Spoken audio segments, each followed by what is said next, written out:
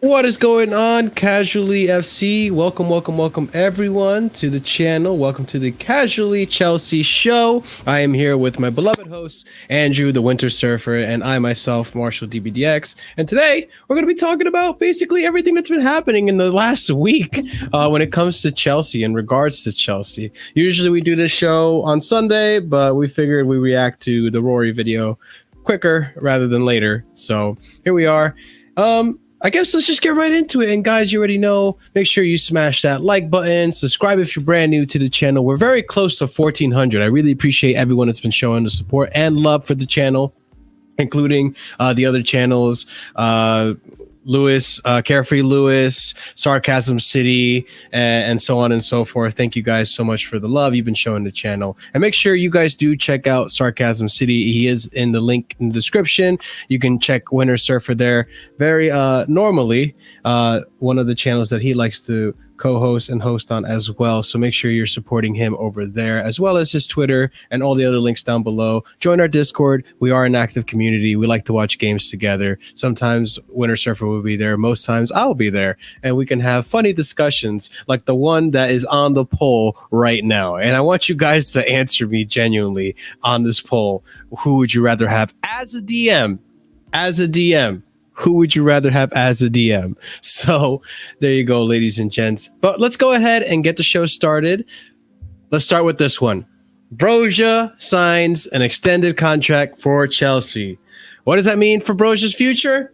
What does that mean for Broja's mentality? What does that mean for Chelsea? Listen, I'll start this one off. Personally, me, I think this is good. I think there are certain youth players that we should be focusing on. There are certain youth players that we should be giving the benefit of the doubt. And also, it does help to have these big contract deals for certain players so that if we do decide to sell them, we could sell them for a decent amount of money, you know? That being said, where's Broja stand on all this? I don't know. I do still question Broja's mentality because he was so eager to leave in the summer. Obviously, we're going to see where his head is at come January. If he still wants to leave, if he gets enough play time, maybe the end of the season, we'll see. But from what I can tell, you know, he's getting more play time than I expected Tuchel to give him, considering Tuchel's thoughts on Broja and the way Tuchel, I guess, was playing around Broja in the preseason. And I think most of the fan base here agree that this kid does deserve more playtime. He seems to have the ambition and the hunger to really succeed at Chelsea. And I appreciate that. So, I mean, Andrew, I don't know how you feel about the Broja situation, so I will pass the question on to you. How do you feel about this? Is this a good thing? Are we wasting our time? I don't know. Your thoughts? I think it's a good thing. He literally only just signed a new contract, I think, a year ago. So this is obviously Ahmad joining us. Thank you so much. Right, Shout out to Ahmad, also on Sarcasm City. Make sure you check the link in the description. But Andrew, continue. So I believe this was obviously it's more years and improved wages, which is probably I think that's what the issue was in the summer with him linked to West Ham was actual wages. So it's a bit of a compromise. Here's the bump in wages, but also we're adding a couple more years onto your contract. So it's now it's a new 6-year contract with a 2-year extension on it. It's also these new contracts, as we've seen with other things that happen. And every contract we've had, it's been the shortest one has been 6 years. I believe it's so, and it's incentivized as well. I think all these new ones are incentivized, but it also means that really, no matter what, unless they kick up a real fuss, no one's going to be able to really negotiate until 4 years in. Yeah. Which is good. You know, that means you can at least be 4 years in, hopefully, or if not, if they don't do well, but if they do well, but we don't really have any plans for them, we can sell them for quite a lot of money. So it's just a protection on either side, essentially. So I think the main question is Broja. Yeah, I think it's good. I think it's a show of we're invested. You know what I mean? Yeah. We see something in you. We want you in this squad. we want you here for the foreseeable. So let's go. And hopefully he gets some part tomorrow. I'm hoping he starts. I don't know, but hoping he gets some minutes tomorrow. Everyone was freaking out yesterday when they named the Europa Champions League group. Sorry, list, and he wasn't on it, not realising that players like 21 or under don't have to be named on the official list. So, okay, I didn't know that. Yeah. So it's all good, and hopefully I want him to bag his first goal now. Yes, seriously. Yeah. So, but yeah, I'm pleased. I'm pleased for him. So on that point too, I do want to point out that it is important that we do sign these players on these long-term deals. Well, at least these players that have very high ceiling potential, because the other thing too that maybe I'm giving Bowley more credit than he deserves is the last thing we want is players of the caliber of Rudiger and Christensen to be leaving on freeze. And that is something that I think people aren't really paying too much close attention to. I know some people have pointed that out, but it is important that we do get some money for these players instead of having these players run out their contracts, which a lot of them seem to be doing nowadays. That seems to be the move. Run out your contract and then go on a free. But Ahmed, I passed the question on to you. Are you happy that Broja got this extension? Do you think he deserves it? What are your thoughts overall? I'm happy that Broja got an extension, I keenly watched him at Southampton. I thought he had a really good loan spell there on the weekend. Even if, obviously maybe he didn't score as many goals, but he was competing with Che Adams and Armstrong for that position as well. So, not much competition. So I like him. Obviously, extending his contract is a good thing. He's getting paid more. Because if I remember correctly, I don't know if this is correct. Was he not on 7K? Or is that? I don't know his wages. I remember because that was apparently like a talking point, if I remember correctly. But now he's on somewhat good wages. So he can obviously be content now. It's gonna obviously cost clubs now a lot more money if Broja was to leave. Hopefully he doesn't. And obviously, tomorrow I'm hoping that maybe he and Aubameyang maybe start together. But we'll talk about that later. I'm assuming when we talk about the squad. Yeah, we will definitely be talking about that. And speaking of Aubameyang, when Aubameyang comes out with his mask, are you going to update your profile picture? I'm just curious. I am curious. But overall, I think most of the fan base is excited for this Broja extension. I think it's a good thing. And look, has he proven himself at Chelsea yet? No, but I think you could see the potential. Just like the same thing with Havertz. Has Havertz really proven himself at Chelsea level? From time to time he has, but no, not really. But I am the Havertz sexual here in this group. I will admit when he plays bad like he has recently, I'm very fair when it comes to Havertz, all right? Despite the bias. But I still see the potential. Okay? I still see the potential. I'm patient, but we move. But Broja, I'm really excited for Broja. I really want to see, like Ahmed said, him start tomorrow for Dinamo. We will be doing a Dinamo preview later on in the show. But I do want to see the link up play between inform Havertz and inform Broja and maybe some Aubameyang up there, maybe some Sterling. It'll be saucy up there, boys. I don't know. But the real exciting stuff of this week, or today, really, this one. Oh, man. Reece James. Reece Flames. He signed a ting. Yes. Love to see it. This man, in my earnest opinion, future Chelsea captain, potentially has the ceiling to be a future Chelsea legend in my eyes. This is one of the best right wing backs in the world. Let's just say it. When it comes to right wing backs, probably one of the best, if not the best in the world. This guy has a lot of potential. We see it every day. I don't care what people say about TAA. Get out of my fucking chat. He does not. No. Trent Alexander-Arnold can't defend like Reece Flames, okay? Get the fuck out of here. Velvishon, if you're here, you humble yourself with this TAA nonsense, okay? Look at your team's clean sheet record in the past 5 games and tell me. All right, actually, we can't really talk, but Reece James, man, this guy is world class. Ahmed, are you happy with this one? I'm very happy. Obviously, it's a 6-year contract, and listen, Reece James, yeah, he's already at the top position of becoming the best right wing back in the world, and he can only get better from here. And listen, man, Reece James, captain, definitely, I can see that happening. I'm just happy that he's signed. Obviously, there's more to come as well. There's Mount, although I think we'll discuss that in a bit of his contract thing, because I was surprised by this what I heard about him, but that's fine. But I'm happy for Reece James because we need. Because listen, that's like one spot that's already cemented for us for the future.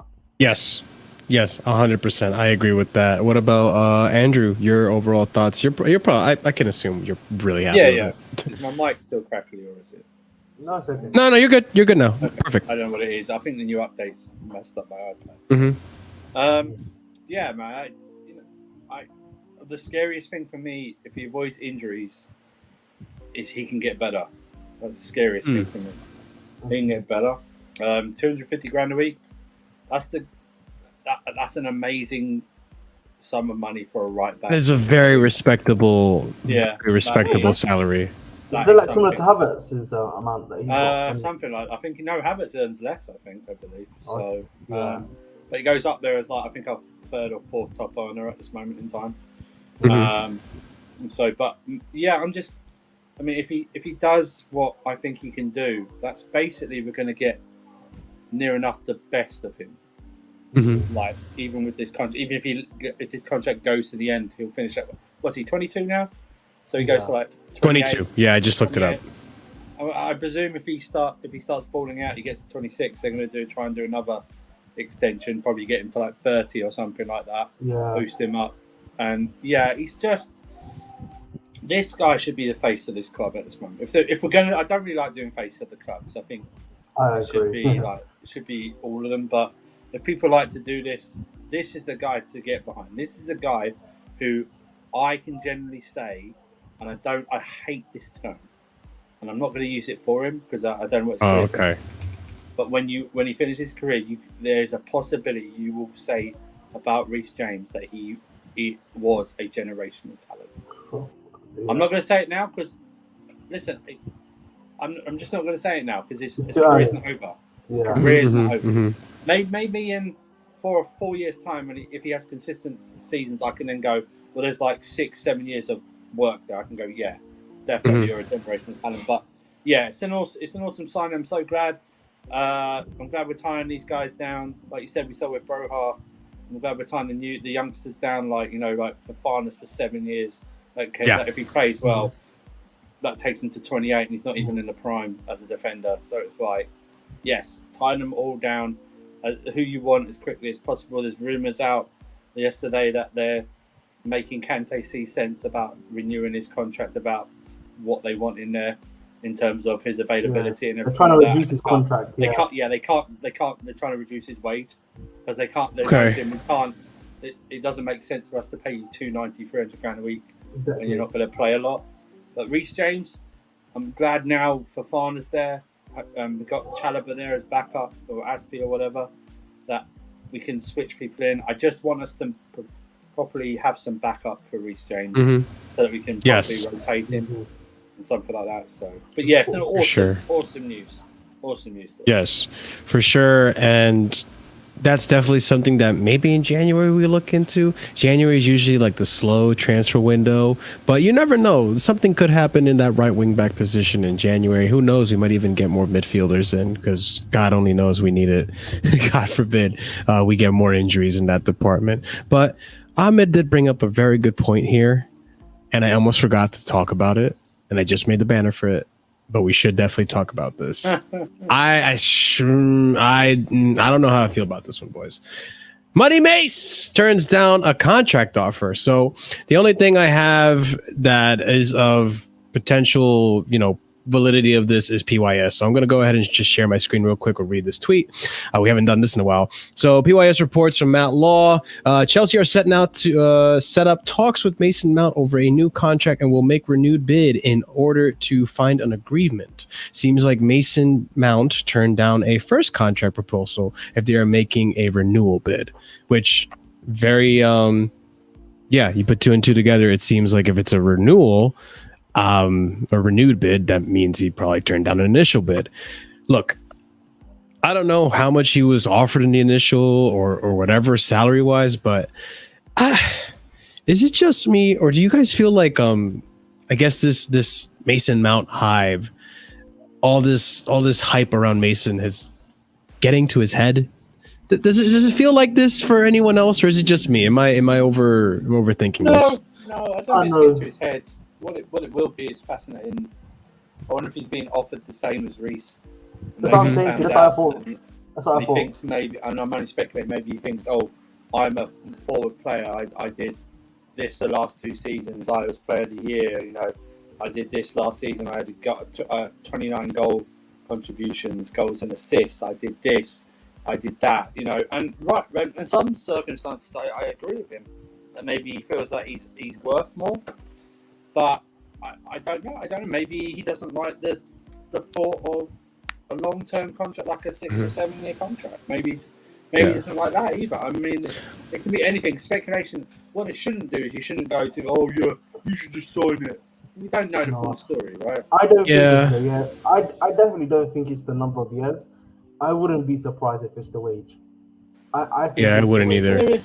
Because for me, obviously you've reached James. He's got a 6-year contract. I would assume they probably offered what they offered Reece was probably what they offered Mason Mount, but he probably wants and it's an guarantee 275 to 300k.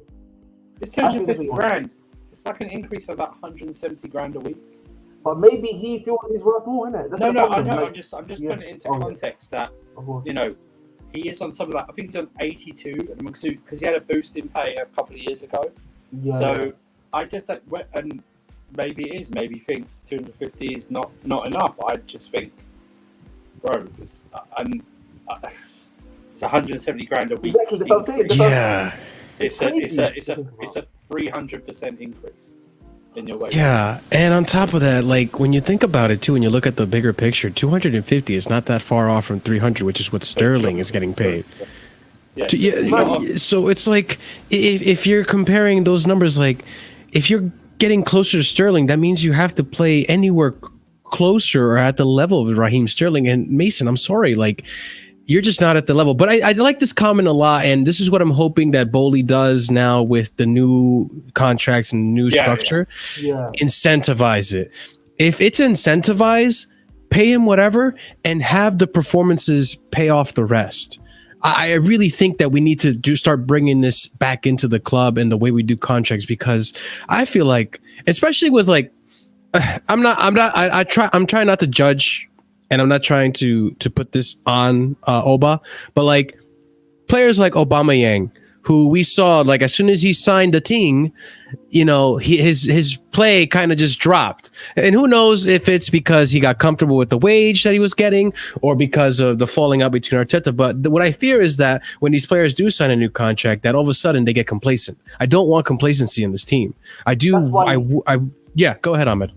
And that's why you also need to have the adequate, guys that can also, fight for the space as well. Because if you can obviously have the contract thing that you can do, but if you don't have anyone else that's facing them for the same position, then they're not going to feel incentivized at all to be mutually incentivized as well. So yes, I feel like it's definitely a balancing act.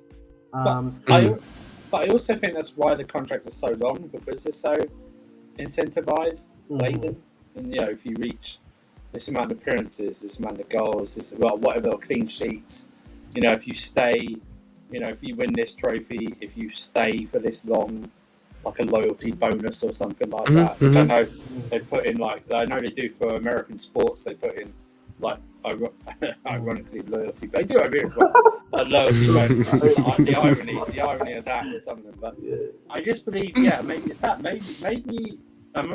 Once again, we don't know. We're speculating. All it says is that it's renewed. It's a renewed thing. Maybe they offered only. I say only. Bloody hell. maybe they offered just 200. A normal when you come into the negotiating table, I don't know. Offer 200. You could maybe Did they offer 200? Like I said, maybe they offered 250 and he thinks he can get more. Because the Reece James one, it seems to have happened quite fast. That's the thing, isn't it? It did. Because and that's what I'm saying. The thing with the Mount one here is just, I worry that he thinks he's already at the Sterling level where he wants to be. Listen, that's what I'm saying to you. It could be that. Let's calm down, Mason. That's what I'm saying to you. Yeah. I worry that it could be that, and then you hear that he's getting paid 300k a week, and then. And remember, he's only at 22 years old, and because if you don't know Jordan, I think isn't he like a year or two younger than him? He's about to get the same deal as like Reece James is right now. Apparently, he's about to renew for like 225, 250. And like Mason's only 22 as well. And like you've got guys like Havertz who are next to him as well, who I think you were saying is like less than 250. So he must be on, I would assume, 195, 200 as well. So it's a bit crazy to be thinking you're worth 300k. I don't know, man. Yeah, I hope it's not 300k. That's what I'm saying. Yeah, same thing. I really hope it's not 300k because that would be so absurd for the player. That look, I'm not gonna. You can say 300. Yeah. You could say 300k for the potential, but at the moment, no. Let's get it right. Like Ahmed, like. If he starts training well and fixing up in areas where he needs to fix up the final ball and all that, he could be a 300k player. Like I'm not gonna sit here and slander him out and say like he doesn't have the potential to be a world-class player. He does. Yeah. But he's not that right now. He's not top class right now.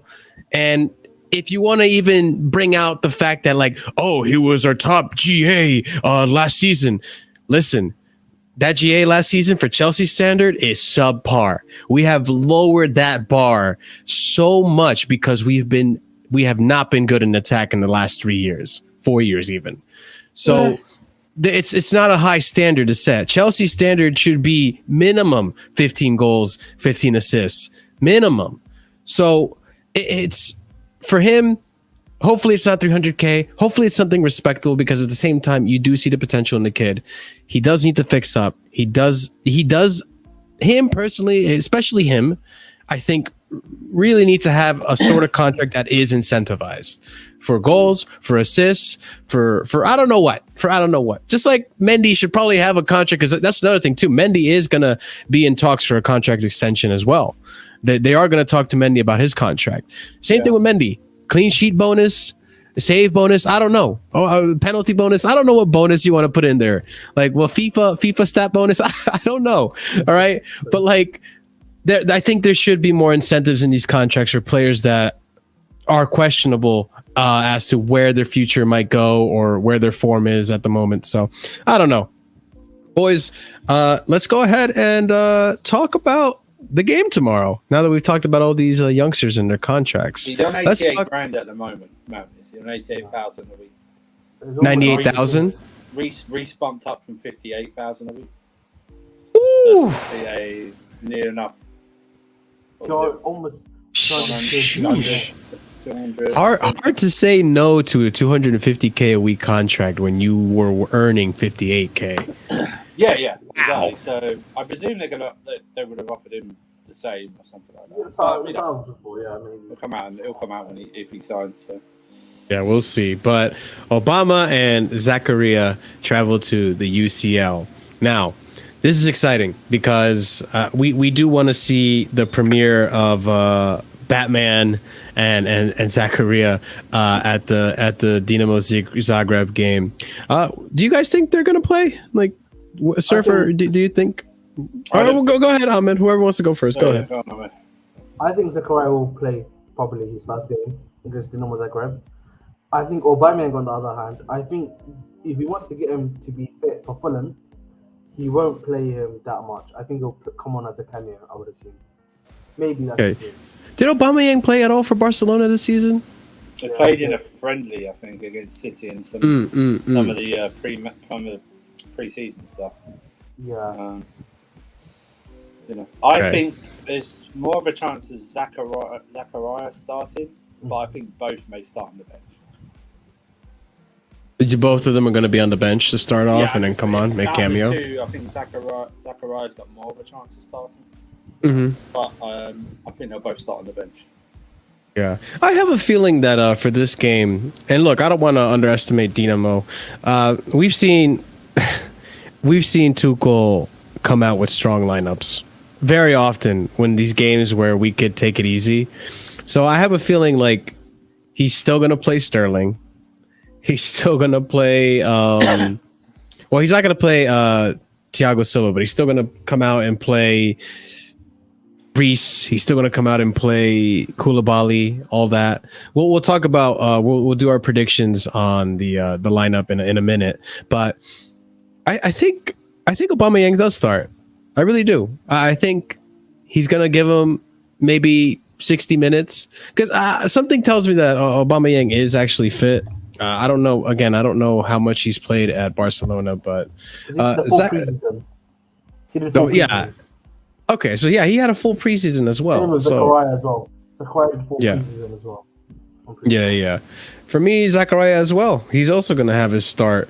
Hopefully it's not too soon because I did discuss in previous videos that, it does take time for these players to adjust to the system, but at the same time, we do want to see them play. We want to see what works and what doesn't work because if I see Sterling, Mason, and Havertz start again over Broja, I might flip this desk. I'm not gonna lie, I might flip. Even if it is Dinamo, I don't care. They've played enough. They don't need to play this game. If you want to play them against Fulham, go ahead. All right, whatever.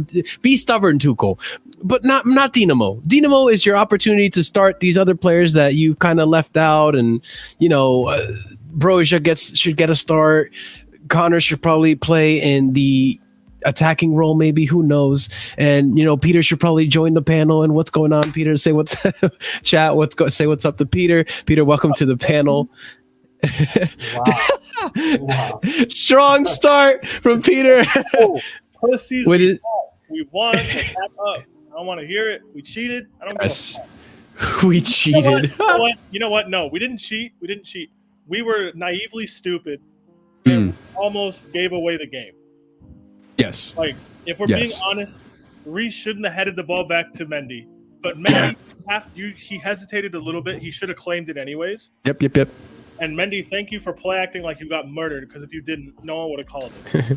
Like, best Oscar goes to Edouard Mendy. You know what? If we would have done that 3 weeks ago when the policy was when they scored, maybe we would have won. I don't know. If Cucurella fallen on the ground like he got killed, maybe they would have called it. I don't know. Who knows? It's sad that we have to play after to do their job, but whatever. The Premier League is what it is. We're in 6th place. Don't talk to me negatively unless you support Manchester City, because all the rest of your teams, we're probably going to pass you too. It is what it is. Ooh, the confidence is strong with Pete. I love it. I love it. Like, look, we're in the socially acceptable Bundesliga, man. Like, it's cool. It is what it is. Socially acceptable. Haaland scored 1 billion goals. We know who's gonna win. Everybody's Jesus Christ. All kind of stuff. Like, all right, cool. It's the Bundesliga with better branding. We're Schalke, Liverpool's Dortmund in red. Like, cool. We're here. If they want, who gives a fuck? Got Latimus Prime wearing an old school Arsenal kit over here. Did you lose a bet? What's going on here, man? What's going on here, bro? This is not. It's very sussy right now, man. This is not an Arsenal kit. It's not an Arsenal kit. Is that Liverpool kit? Chelsea, right? Chelsea. It's not an Arsenal kit. Liverpool, Is it Liverpool? Is it Chelsea? No. Chelsea. No. It's Hakim Ziyech when he played in Ajax. That's what it is. No. Hey, it's a Canadian kid. It's a warm up. Oh yeah. No, it's the football club. Woking. I love this comment. Give a god back his Marshall. Fuck you, yeah. Fuck you, man. Oh, we love you, Prime. We're glad you're here. But you know what, P? I'm glad you brought that up because I wanted to talk about that today as well, and I totally forgot to add that. How do you guys feel about this hypocrisy with VAR when it comes to Chelsea?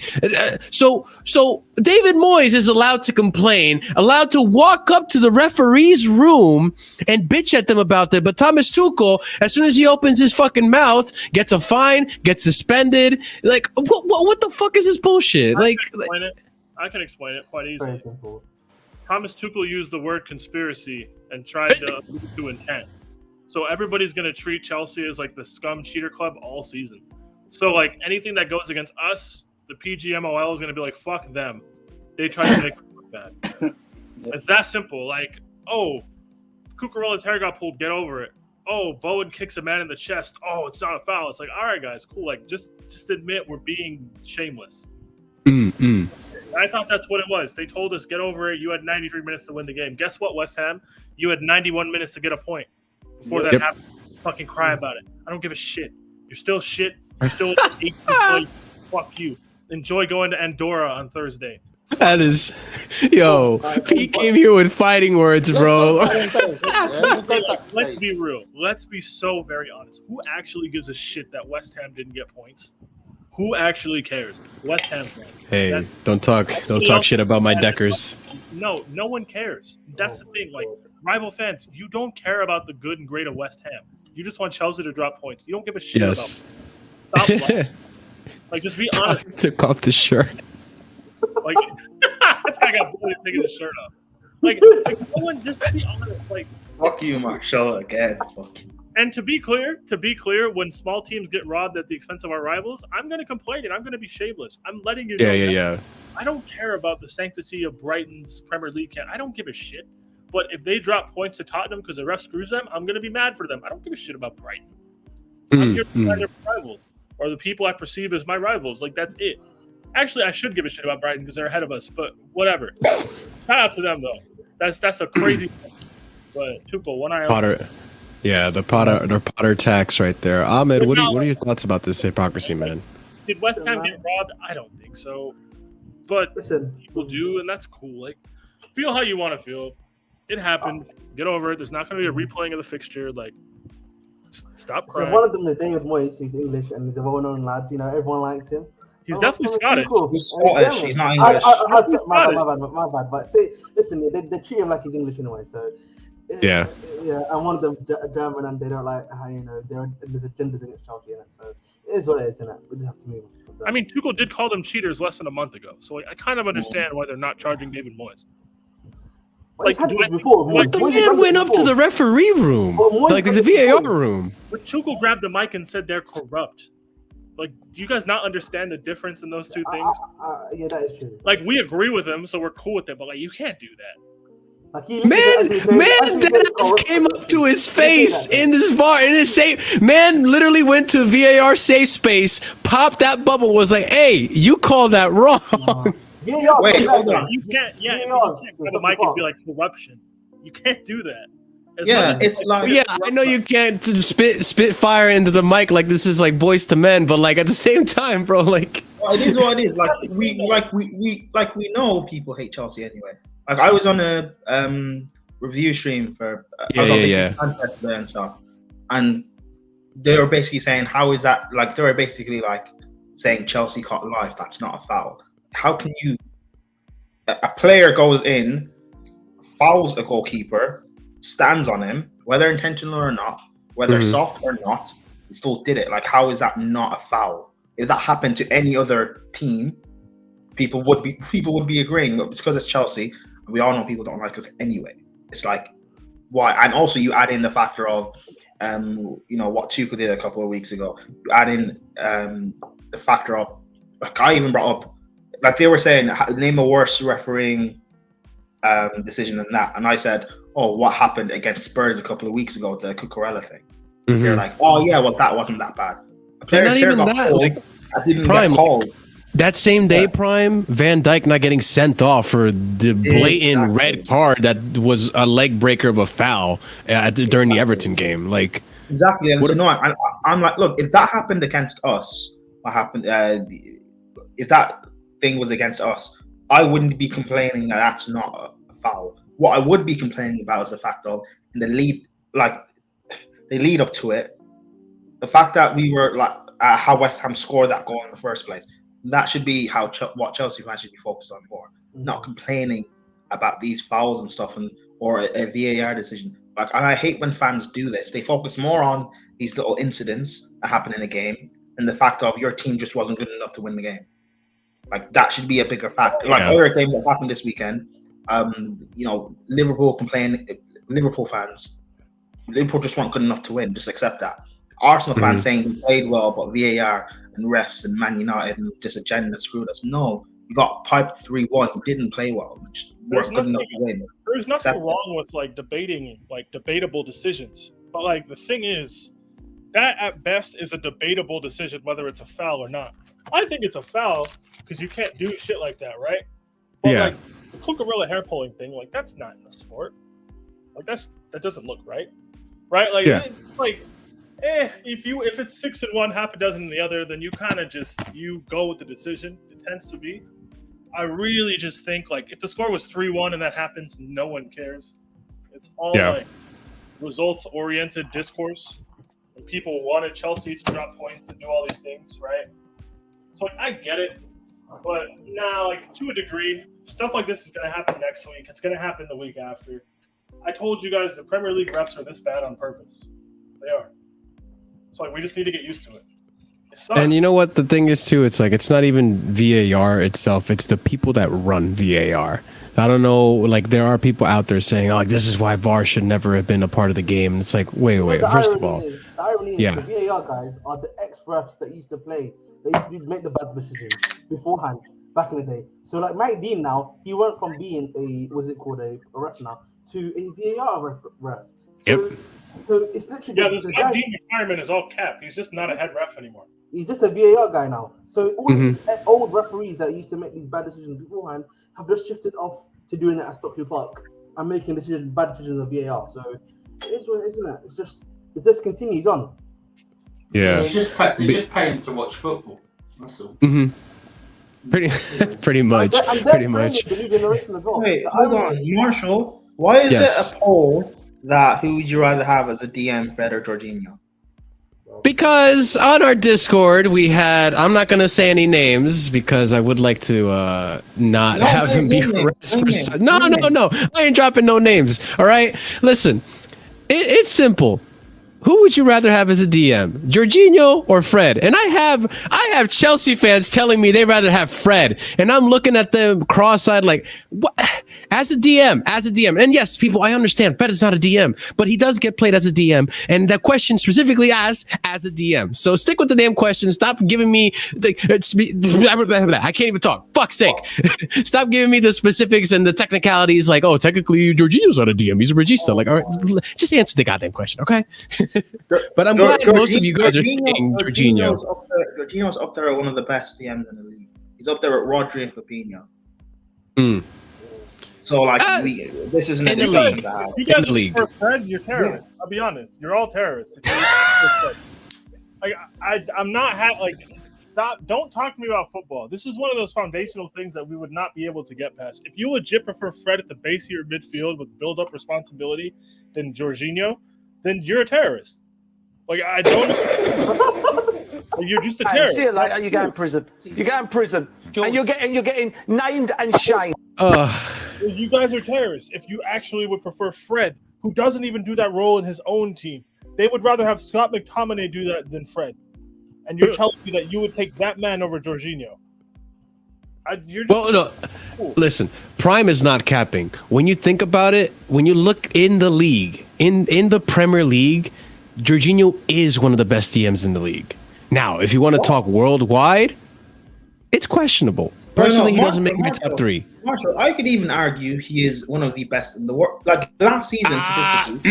No. Hold on. Marshall, again, I'm not saying I'm going to argue it, but last season, statistically, he was better than Rodri and Fabinho. Hey, can we talk about? Was he better than? There were statistics showing he was better. And that's considering the fact that he played half the season with a back injury. Like Chelsea fans, give this guy more credit. Again, I'm not saying he's the best or whatever in the world, but just give this guy the credit. Like if you can't see what he does, then you're blind. What's Pete saying? Can we talk about how the myth of Fabinho and the myth of Rodri carries their actual performance levels to a level they don't really perform at? Can we talk about this, please?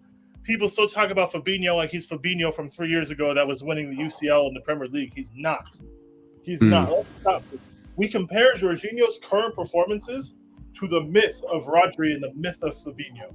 Look at them in games. Look at them in the Shield match when they're playing at the base of their midfields. People like to act like Fabinho and Rodri don't strip. Everybody strips. We need to stop. The J5 agenda is strong, even in my chat. God damn it. I'm not saying Jorghino doesn't strip more than them, right? But like, Hey. people need to stop acting like Liverpool and Manchester City have some impenetrable midfield. We did watch that City midfield concede like 6 to Madrid. Mhm. We did watch that, right? Yes. Was it 6? Yeah, it was 6. Yeah, Like, it was. Or was it All right. 5? It was 3 at home and 3 away. It was enough to be questionable, Pete. But like, the point is, like, it was a lot. Like, what Yeah, the fuck? yeah. Fabinho this season. Are we gonna Fabinho this act like season. we haven't seen Fabinho like getting a train from him by any decent interior player over the last year at Liverpool? Like, we need to stop this. Like, we don't want to have an honest conversation about these players. Like, it's cool. Yeah. Like, you can act like Declan Rice is the alpha and omega in midfield. Teams in like 15. There's nothing alpha about Deckers, all right? I'll say that right now. But ladies and Well, I would gents, say that. let's go ahead, Ahmed, and then we'll move on to the squad builder. And this Jorginho has become just too toxic, isn't it? Like, mention Jorginho's name, yeah. I hate it. Yeah, so, but other thing is Hey, Fabinho. Worse at 5-5, we'll be back. The hell? Listen, Fabinho as well, this season. Billy Gilmore. Oh, yeah, You Gilmore's another one. Lost his cheek at one point. This is nothing. Ugh. Yeah, but I think, yeah, with Fabinho, this season, it's not looking good, bro, for him, innit, bro? Not even just this season. It's last season too. I know, but like his decline has like seriously shown, I would say, particularly this season. Yeah, I would definitely say that. You think Yeah. Jorginho's decline only started this season? No, I'm saying like it's showing a lot more. That's Is what it? It's Or- definitely more prominent. It's because like now there's no Thiago, there's no like Keita or Keita when he was at his best sort of last season, or even like Henderson who was all right last season. Like they're all like it's like now that he's got Elliot and like Carvalho or like Elliot someone and Milner next to him, he's just getting ripped apart and it's just showing. And even to this comment right here, I don't like slow midfielders, bro. Even without Jorginho, yes, in the most recent game. Wow, I'm drawing a blank. Holy crap. With Ruben Loftus-Cheek in the pivot and Kovacic, we still look slow. So, well, it's not. but look, no. Wait, what? I mean, listen, Ruben Loftus-Cheek for what he did as a DM in that position, I think it's respectable. It's not his position. He played a decent game. He was average. Yeah, listen, man. I'm not gonna sit here and pretend he was as bad as Conor Gallagher. You know. These guys are Listen, gonna but he make was playing the 3 though. In that example, he was playing the 3. Like when he was playing with Jorginho in the pivot, that's another conversation with Ruben Loftus-Cheek. Yeah, you're right. But boys, let's go ahead and move this topic because I see some people in the chat that still want Fred. Let's go ahead and move this over to the squad builder. Hey, brothers. What are you saying, Peter? I'm gonna look up the stats because I'm hearing a lot of these claims about defensive ability and stuff. We're gonna go through All right. You find the stats. I'll keep on trucking. But I'm here. let's go ahead. Let's go ahead and talk about the game for tomorrow. What we predict is going to be the starting 11 and the formation. So first things first, boys. What do we think the formation is going to be? I think it's going to be a 3 at the back, as usual. 3-4-3. Anyone have any objections to that? Nope.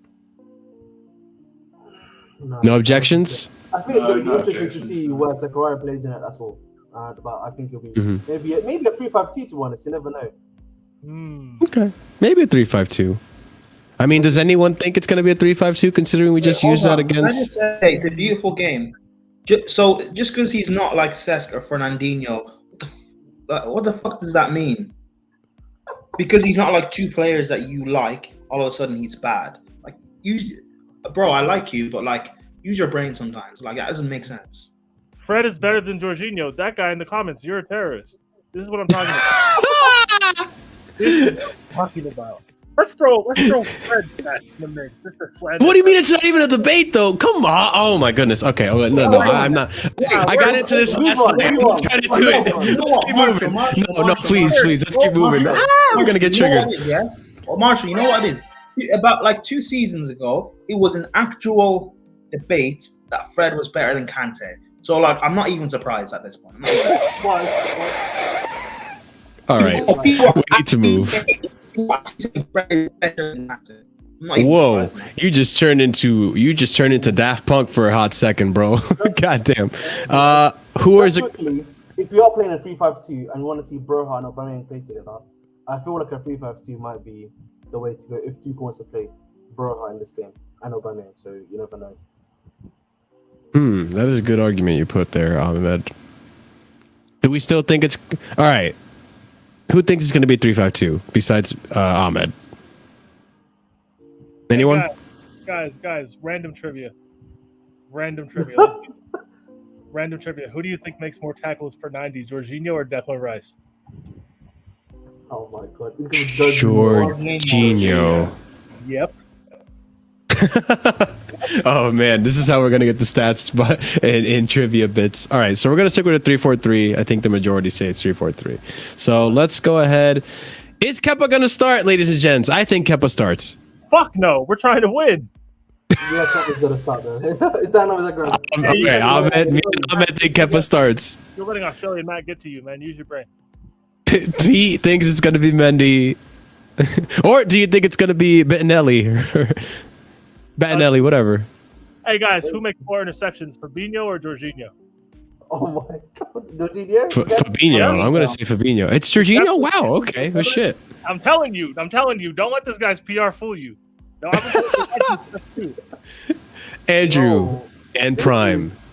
Who starts tomorrow? Kepa or Mendy? I'm being serious. I'm looking on footballbrief.com. I got the information right in front of me. We triggered Pete. Nah, because you guys talk about Fred and shit. That was too much. No, not me. No, it's the chat. I've already seen these stats. I know Jorginho's comparable with these guys. Yeah, I think Jorginho isn't even comparable to Fred. Come on, man. Like Fred, really? You want Fred in your DM? I'm talking about Fabinho and Rodri. Hey, and again, Rodri, I can't disrespect his passing stats. Cold. His defensive stats. Okay, Chelsea fans that say that they want Rodri would strip worse than Jorginho on our team. Guys, Rodri's defensive stats are hilariously bad. Let's not even go there. You know what? I'm gonna just delete this man from the comparison. I'm gonna respect him. This guy's in the 41st percentile for tackles. 41st. Right. Jesus Christ. Prime, who do you think is going to be our starting goalkeeper tomorrow? Kepa. Okay, 3 votes for Kepa. I mean, Andrew, you're kind of the odd man out here, but who do you think is going to start tomorrow? Do you think we're dropping Mendy? I'm only going on the fact that he said Mendy was injured or something like that. I don't know if he's using that as an excuse to drop him without saying he dropped him. Doesn't want to risk it. Yeah, I think he'll go. Mendy's dead. Yeah, I think, but Mendy travels, so having So our pretty boy Spaniard is going to be the keeper. I don't want it to be Kepa because he's rubbish. So I don't know. Look, I prefer not to speak. All right. So Thiago Silva did not travel. Who is going to be in the middle of our CB? Yeah, he does deserve a break. Probably Koulibaly? Yeah. I'm going to say Koulibaly as well. Anyone have any objections to Koulibaly being in the middle of the three in the back? Chalobah. You think Chalobah's going to be in the middle of the three, Pete? Yep. Wow. All right, I'm gonna remember that one. On the left and Fofana on the right. You on the left? Koulibaly on the left and Fofana on the right. Then he's going to be in the middle. Oh, sorry, yeah. Oh, sorry, my bad. Yeah, I just didn't realize that. Yeah, sorry. Oh, yeah. All right, yeah. Okay. All right. So I think Koulibaly in the middle of the three. Fofana makes another appearance as the right center back. What can Chalobah play left centre back? Left centre back. Sorry, yeah. Chalobah plays right center back, doesn't he? Yeah, so you have the choice between Chalobah, Fofana, or Aspie, or Reece. Reece is not playing that. Signs a fucking 6-year contract, gets put back in right center back. The disrespect. Maybe if he wants to play Chilwell in this game, then you put Kokora left centre back. Okay, that is fair. Well, let's focus on right center back. Fofana. Who do we think is Fofana? I think Fofana plays again. Jesus Christ! So you're telling me Jorghino averages more through balls than Fabinho, Rice, and Rodri? This is getting worse, man. What? Hey, this is what I'm telling you, man. This is what I'm saying. Don't look at the numbers. Hold on. Jorginho's not. Fred is better than Jorginho when Jorginho plays without Kante and cover. Is Fred even consistent? Is Fred even that much better than McTominay? No, let's not compare him to Jorginho, please. If he was, he'd be playing. Exactly. Hey, this is what I'm talking about. Like, guys, go look at the numbers for these things that you talk about certain players can do and can't do. Like, if I would have told you Jorginho makes more interceptions per 90 over the last year than Fabinho, you would have laughed at me. But it's true. Look at that. Jorginho tackles more people than Rice does, you would have looked at me like I was a criminal. But it's true. Let's not even Jorginho. Let's not even get into Rodri, Mr. Passive 5 yards and look pretty. You guys call him DM though. Andrew. The thing is, though, it shows. I'll let you guys talk. Like, aside from Chelsea fans, when you look at rivals, they actually respect Jorginho. Pundits respect Jorginho. Professionals in the game, tacticians, they all respect Jorginho. Tuchel respects Jorginho. So why would we listen to dumb Chelsea fans that say Fred's better than Jorginho? Like, why would we listen to Chelsea fans? Hey man, because they're terrorists. This is what I'm saying. Like, that's what it is. All right, both of you, Prime and Pete, right center back. Who is starting? Chat like that I can slander. Let's do this. I guarantee you, Five's got better numbers. Center backs. Right center back. I already gave you my wait. On the right. Remind me. You said Fofana, right? Yes. Okay. What about you, Prime? Right center back. For tomorrow's game. Fofana. Okay, so that's Fofana. Wait, why SDR? Fred is better than McTominay. He doesn't start because of Ten Hag system. Wait, so if Fred does not start under a better coach and manager, which Ten Hag is, then he's a bomb. Like, what the? He doesn't start ahead of McTominay. Like, it's not okay. Fofana. I don't like this Fofana card. We should have updated it already. All right, anyways. So Fofana wins for right center back tomorrow. We agree on that for the most part. Majority. Left center back. Andrew, who do you think starts as left center back? Never attack spaces. We're talking about as a DM, but no, we're not even talking about that. We're talking about left center back for tomorrow's game. Hey guys, I have a question. You guys all right, it's trivia. It's more trivia. You guys thought trivia was over. Who passes the ball into the final third the most out of Jorginho, Rodri, Fabinho, and Declan Rice? Who does it the most? See, I think I know all the answers to your questions, but I'm going to go ahead and just answer it one by one. So I still know it. So I'm going to say Jorginho. The most? Surely it's got to be. Jorginho's actually second most behind Rodri. But the funniest thing is Fabinho does it. Oh, he threw a curveball. Fabinho does it the least on this list. Okay? Oh, wow. And he's considered world class. Best player on all four of these. Storms settle over London. What have we done here, people? What you people have done is you've upset Peter so much, and you don't realise, people who don't know Peter, he will do these sort of things to prove you wrong, which is great. Oh, facts. So appreciate Peter for this. Don't challenge him, because he will prove you wrong. Hey, what other terrorist center mids do you guys like? What other road runners do we like? Because I'll pull up Gallagher's numbers too right now. Oh, don't, Peter. Stick to one player. Stick to Jorginho, please. Please stick to Jorginho. Jorginho. Actually, you know what? No, you know what, Peter? Peter, you know what? Yeah, bring up Basuma. They were saying Basuma's better. Okay. You know what? Yeah, go for it. We're sticking with Jorginho. Don't get me started on that. Don't get me started. Andrew, who's your left center back pick, please? You've got Cavani in centre. Jorginho. I'm just going to put Chalobah, even though he won't play there. So I'll just put Chalobah. Okay. I think it actually might be Cucurella. I'm not gonna lie. Since Koulibaly would have to take the middle in this formation, since Thiago's not playing. I don't know who else would take the middle. I don't know if Chalobah is ready for that. That's too much responsibility. Can Azpi play in the middle? I know it's unironic to say Azpi, but can he play in the middle? I don't think Azpi can play in the middle. I don't think I've ever seen Azpi play in the middle. Mr. Go AM is here. Oh, here we go. Brexit Brazilian versus Ritarinho. Ritarinho. Sadly, both are clear of my idol, Mason Milner. Jesus Christ. I'm going to vote Cucurella for left center back tomorrow's game, since I only see the only competent center back to play the middle was going to be Koulibaly. I really don't think it's going to be Chalobah. Ahmed, your vote? Yeah, I said Cucurella. So, Cucurella? Okay. Back, yeah. Okay. P and Prime. Who are we thinking for left center back if Koulibaly's in the middle and Fofana's on the right? Hold on. Oh, Pulling up stats. all right, guys. Who makes more interceptions, Jorghino or Ian? For who? Jorghino Basuma? or Basuma? Who makes more interceptions for 90? Surely it's got to be. Surely it has to be world class Basuma. Surely. Oh, it's surely not, brother. It's surely not. Wow, really? Ooh. Yeah. Wow, that's actually shocking me. I'm not gonna lie. My point is, if you're black and you can run and you look strong, people are mobile and athletic and can tackle. That's what What is going on, bro? I'm trying to pull up Zakaria's numbers too, just to put him next to Jorghino to see how funny they look. No, relax. We'll talk about See it later. You get in prison. You get in prison. And you- I'm so done. P, I appreciate you to another level now, but like, god damn it.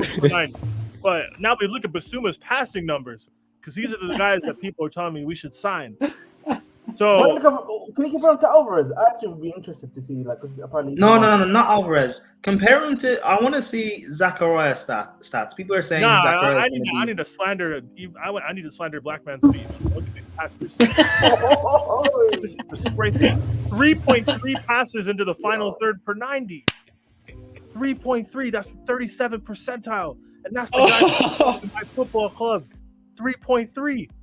That's insane. That is insane to me. I'm sorry. You guys are not fans of football if you want guys like But Prime, do you have a left center back to choose? Hey, Probably selling the center Virginia back. 7.4. Respect it. You know what? I want Chalobah to start, but I'd rather him be right center back and say Fofana left center. We got 2 for Cucurella, 2 for Chalobah. I mean, unless you're gonna say, okay, Chalobah. All right, unless you're gonna say Jorghino. hey, we're 5-8. We're playing tomorrow. You guys can cry about it. Man. You think this is nothing? I live here. Oh, this is so fucking. I love this stream. All right, Reece James as right wing back, boys. Or do we think it's going to be Aspie? Yeah, Reece. Reece. Reece? Everyone thinks Reece? Okay. Basuma's in for through balls. Wait. Who passes the eye test? You rate Fred. Who passes the eye test? I'll give you a hint. It's in single digits. I like this Reece James finisher. I don't think Basuma's played a through ball in the last year. I'll be real with you. It's never happened. Passes under pressure, 6.7. These comments are great. Joel's left wing back, ladies and gents. Nah, you know what, Marshall? Just scrap this 11 until Peter's done. Nah, man. Hey, you know what? I'm committed. Marshall. Wait, hold on, Marshall. Can you bring up? I wish we still had the numbers from last summer. I wish we still had him. Marshall going to Jets right now. You mean right now on this thing? His FIFA Ultimate Team card. Thing is, I think Schumanni's numbers are actually good. I don't think we can step to Schumanni. Oh, look who's come crawling back. Hey, can we do a reverse transfer? Oh my god! You get in prison. You get in prison. Wait, who's and that? you're getting named. The drama continues. Who's that? This guy was a mod. I wanted to transfer to Johnny Minerals thing. So he gave him the transfer, took the mod off him.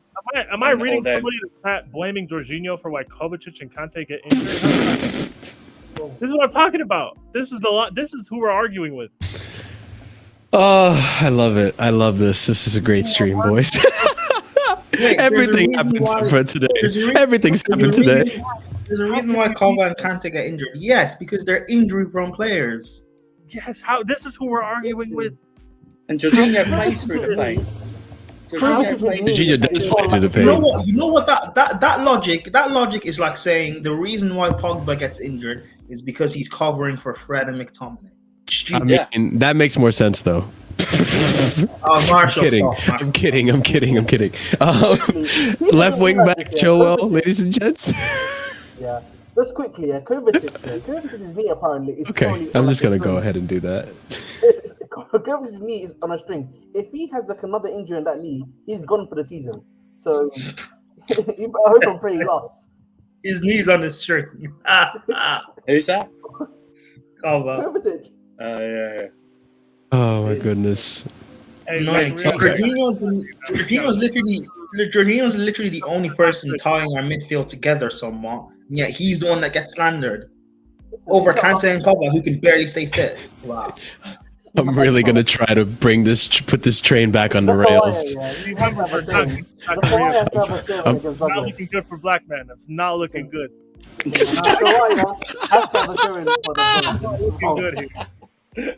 We might be finished. Listen, We Zakaria might has to have a show. I don't know. Zakaria needs to have a show. I'm just telling you that right now. Does Zakaria start tomorrow, boys? I hope Yeah, so. And it's I hope with so. 57th percentile for tackles per 90. I fucking hope so. Jesus. Okay. What? Prime Look at his surfer. numbers. Not looking good. Actually, What numbers are you looking at, Peter? This has been my favorite stream so far.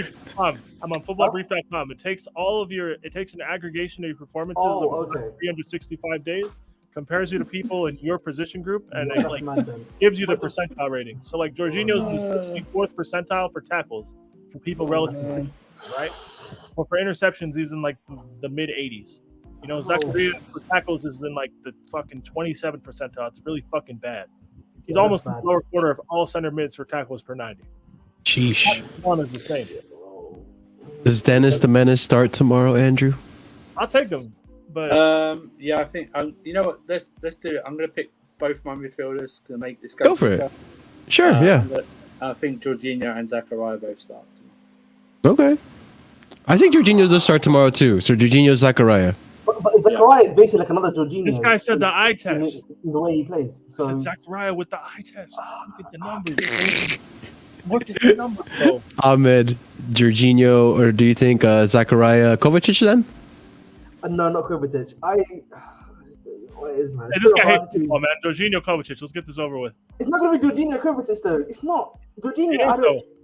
I'll bet you $5 right now. Kovacic, bro.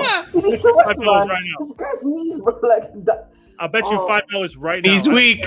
He's weak. Actually, do you know what? It is Kovacic because he was in the conference. Yeah, you think they're gonna have Kovacic not play when he goes back to the Kovacic. Sorry. I would say Zakaria then. I would say Zakaria Kovacic instead. No. This guy thinks Kovacic is gonna sit bench after going back to his boyhood club. Are you No, insane? I said Zakaria Kovacic. I thought they could bring him on. Zakaria Kovacic. It's gonna be 5-8. You can cry about it right now. No, it's definitely going to be, you know, because football what I said earlier, he's not going to start Zakaria and Aubameyang right away. It's going to bring him on. So it's going to be Georgie and Kova.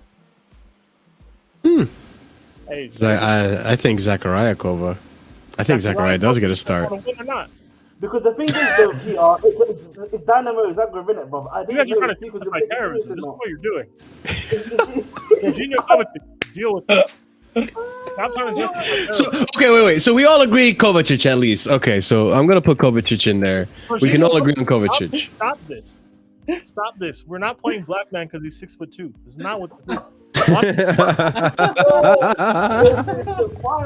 Just because he's darker than Loftus-Cheek doesn't mean he's going to be beber. Like, we already tried this. Just play our vice captain and Kovacic. Stop. I don't know why you guys are so Where's Prime? Prime could have been the deciding pages left. Look, you guys know I'm right deep down. You know I'm right. Zakaria. All right. You know what? I'm gonna give it. I'm gonna give it to Pete. It's probably gonna be Jorginho. It's probably gonna be Jorginho. I want Dennis to start. It's probably gonna be Jorginho. I'm fucking tearing up right now. Jesus Christ. Says the man who claims Zakaria passes the eye test. These are the guys. Oh my goodness. Oh my goodness. Hey guys, who makes more interceptions, Zakaria or Jorginho? Jorginho. Oh, of course. Jorginho. Of course he makes more interceptions than black man. Of course. Okay.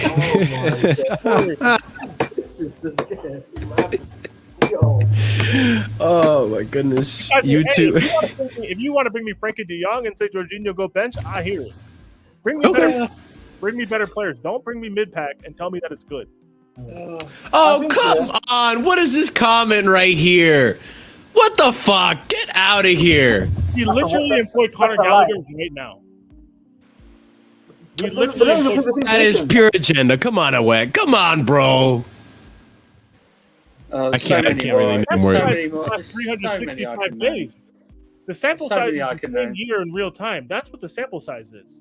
Should I go off the top of my head? I'll name 3. Yari Jurisic, Ross Barkley, and Steve Sidwell. There we go. I can't believe Conor Gallagher and fucking Zakaria. And they're in our team right now. Zakaria didn't even play it. Yo, come on. Ballon d'Or podium finisher. I don't care.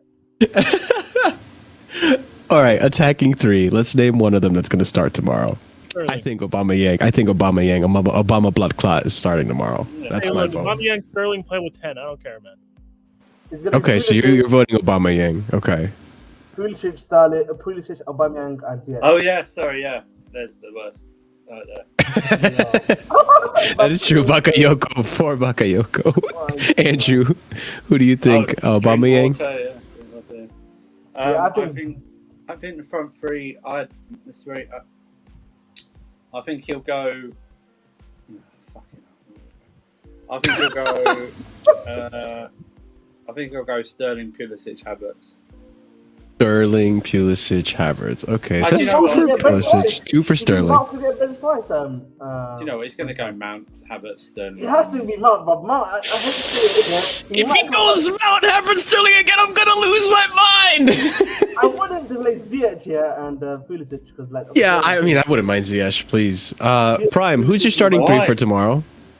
Let's play someone. Let Havertz rest it. Those guys rest it for. No, you know, guys, we have to win this game because we got Milan back to back, right? You got Salzburg as well. Salzburg after this, and then Milan back to back. We have to win these first 2 games. So we have to win this game. Let's make changes where they seem sensible. Not like okay. And then I do think Sterling does start then. Hey, who do you got to get dispossessed more, Zakaria or Jorghino? Oh, Zakaria, easy. Oh, yes. Despite only making half the number of passes Jorghino does, he gets dispossessed nearly twice as much. Christ, that's terrible. Hey, that's our guy, so that should be starting over number 5. That's our guy. It's Dinamo! Hey, yeah. All right. Peter, would you feel different if it wasn't alone? If he was permanent? Oh, I'm still slandering him. He's alone or permanent. Give me better players to have down to put them in the team over what we have. This is a strong team so far, I'm not going to lie. So there's 2 votes for Pulisic. I believe Pete said Pulisic and Ahmed said Pulisic. Anyone else? I would say Mount this time, yeah. I would change my vote to Mount because I think it's more like... Now, you know what? I want Aubameyang and Broja. You want Aubameyang and Broja? Yep. Put the Chuckle Brothers on the bench next to each other. Make them think about it. 3-5-2. Then that has to be a 3-5-2 then. Does it have to be? I don't know.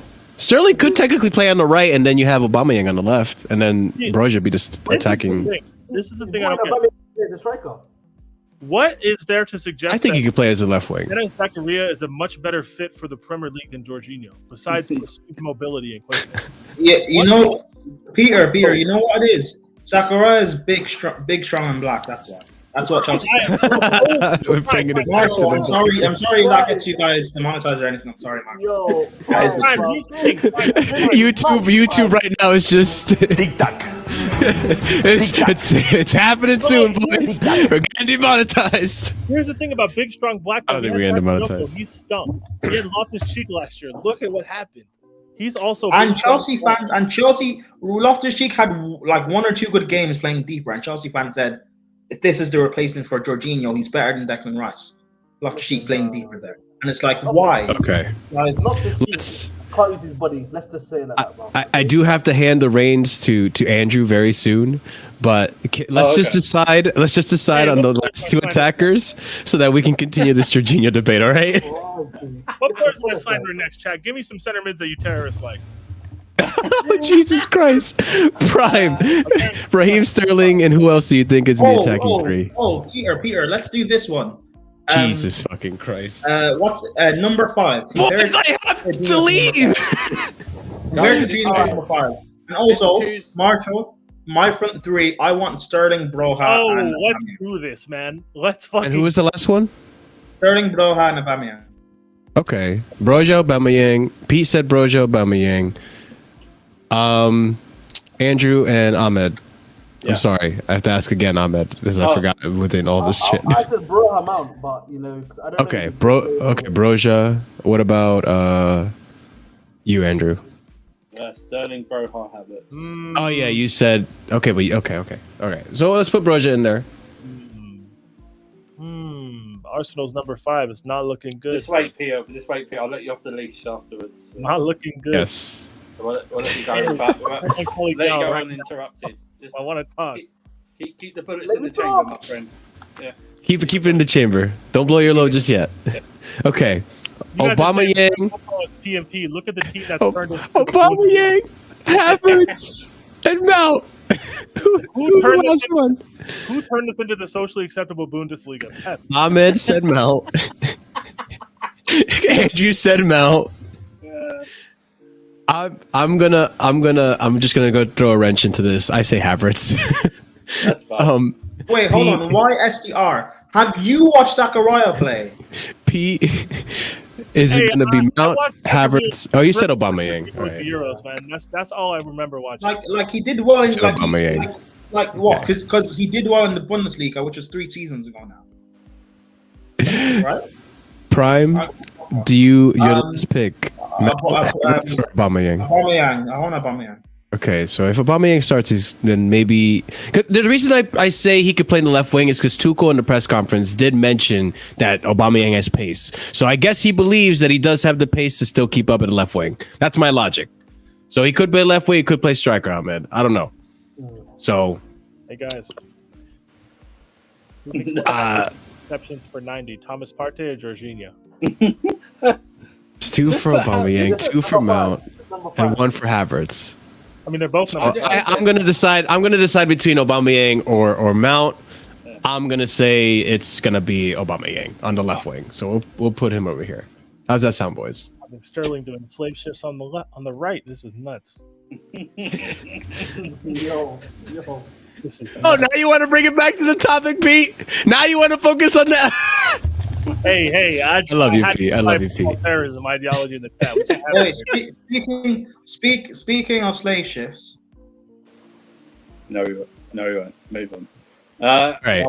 This is the starting 11 that we somewhat kind of decided on for tomorrow's game of Dinamo. We'll see what happens. Ladies and gents, I'm going to give the reins to Andrew because I do have to go. So hold on. Let me close this up. Thank you guys for being here. I appreciate you guys.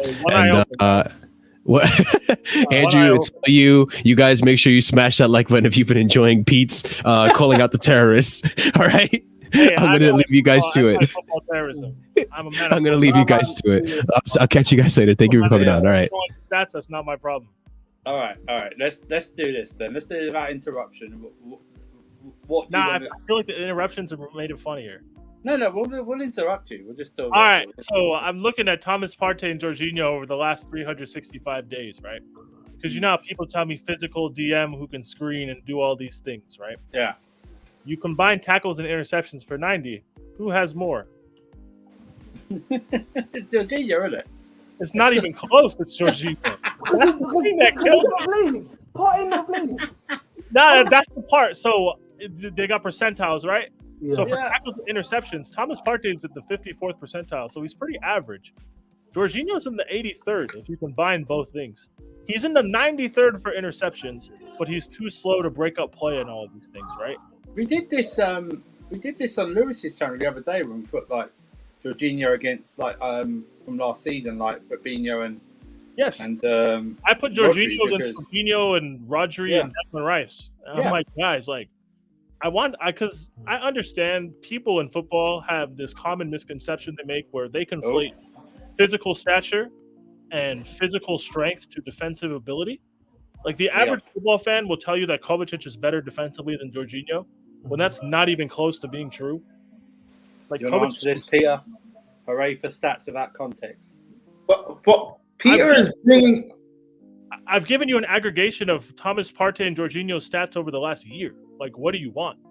But you know what? Pierre's giving you, but you guys are just saying, oh, I think he's better. Eye test. Pierre's giving stats to back up his own eye test. Yes.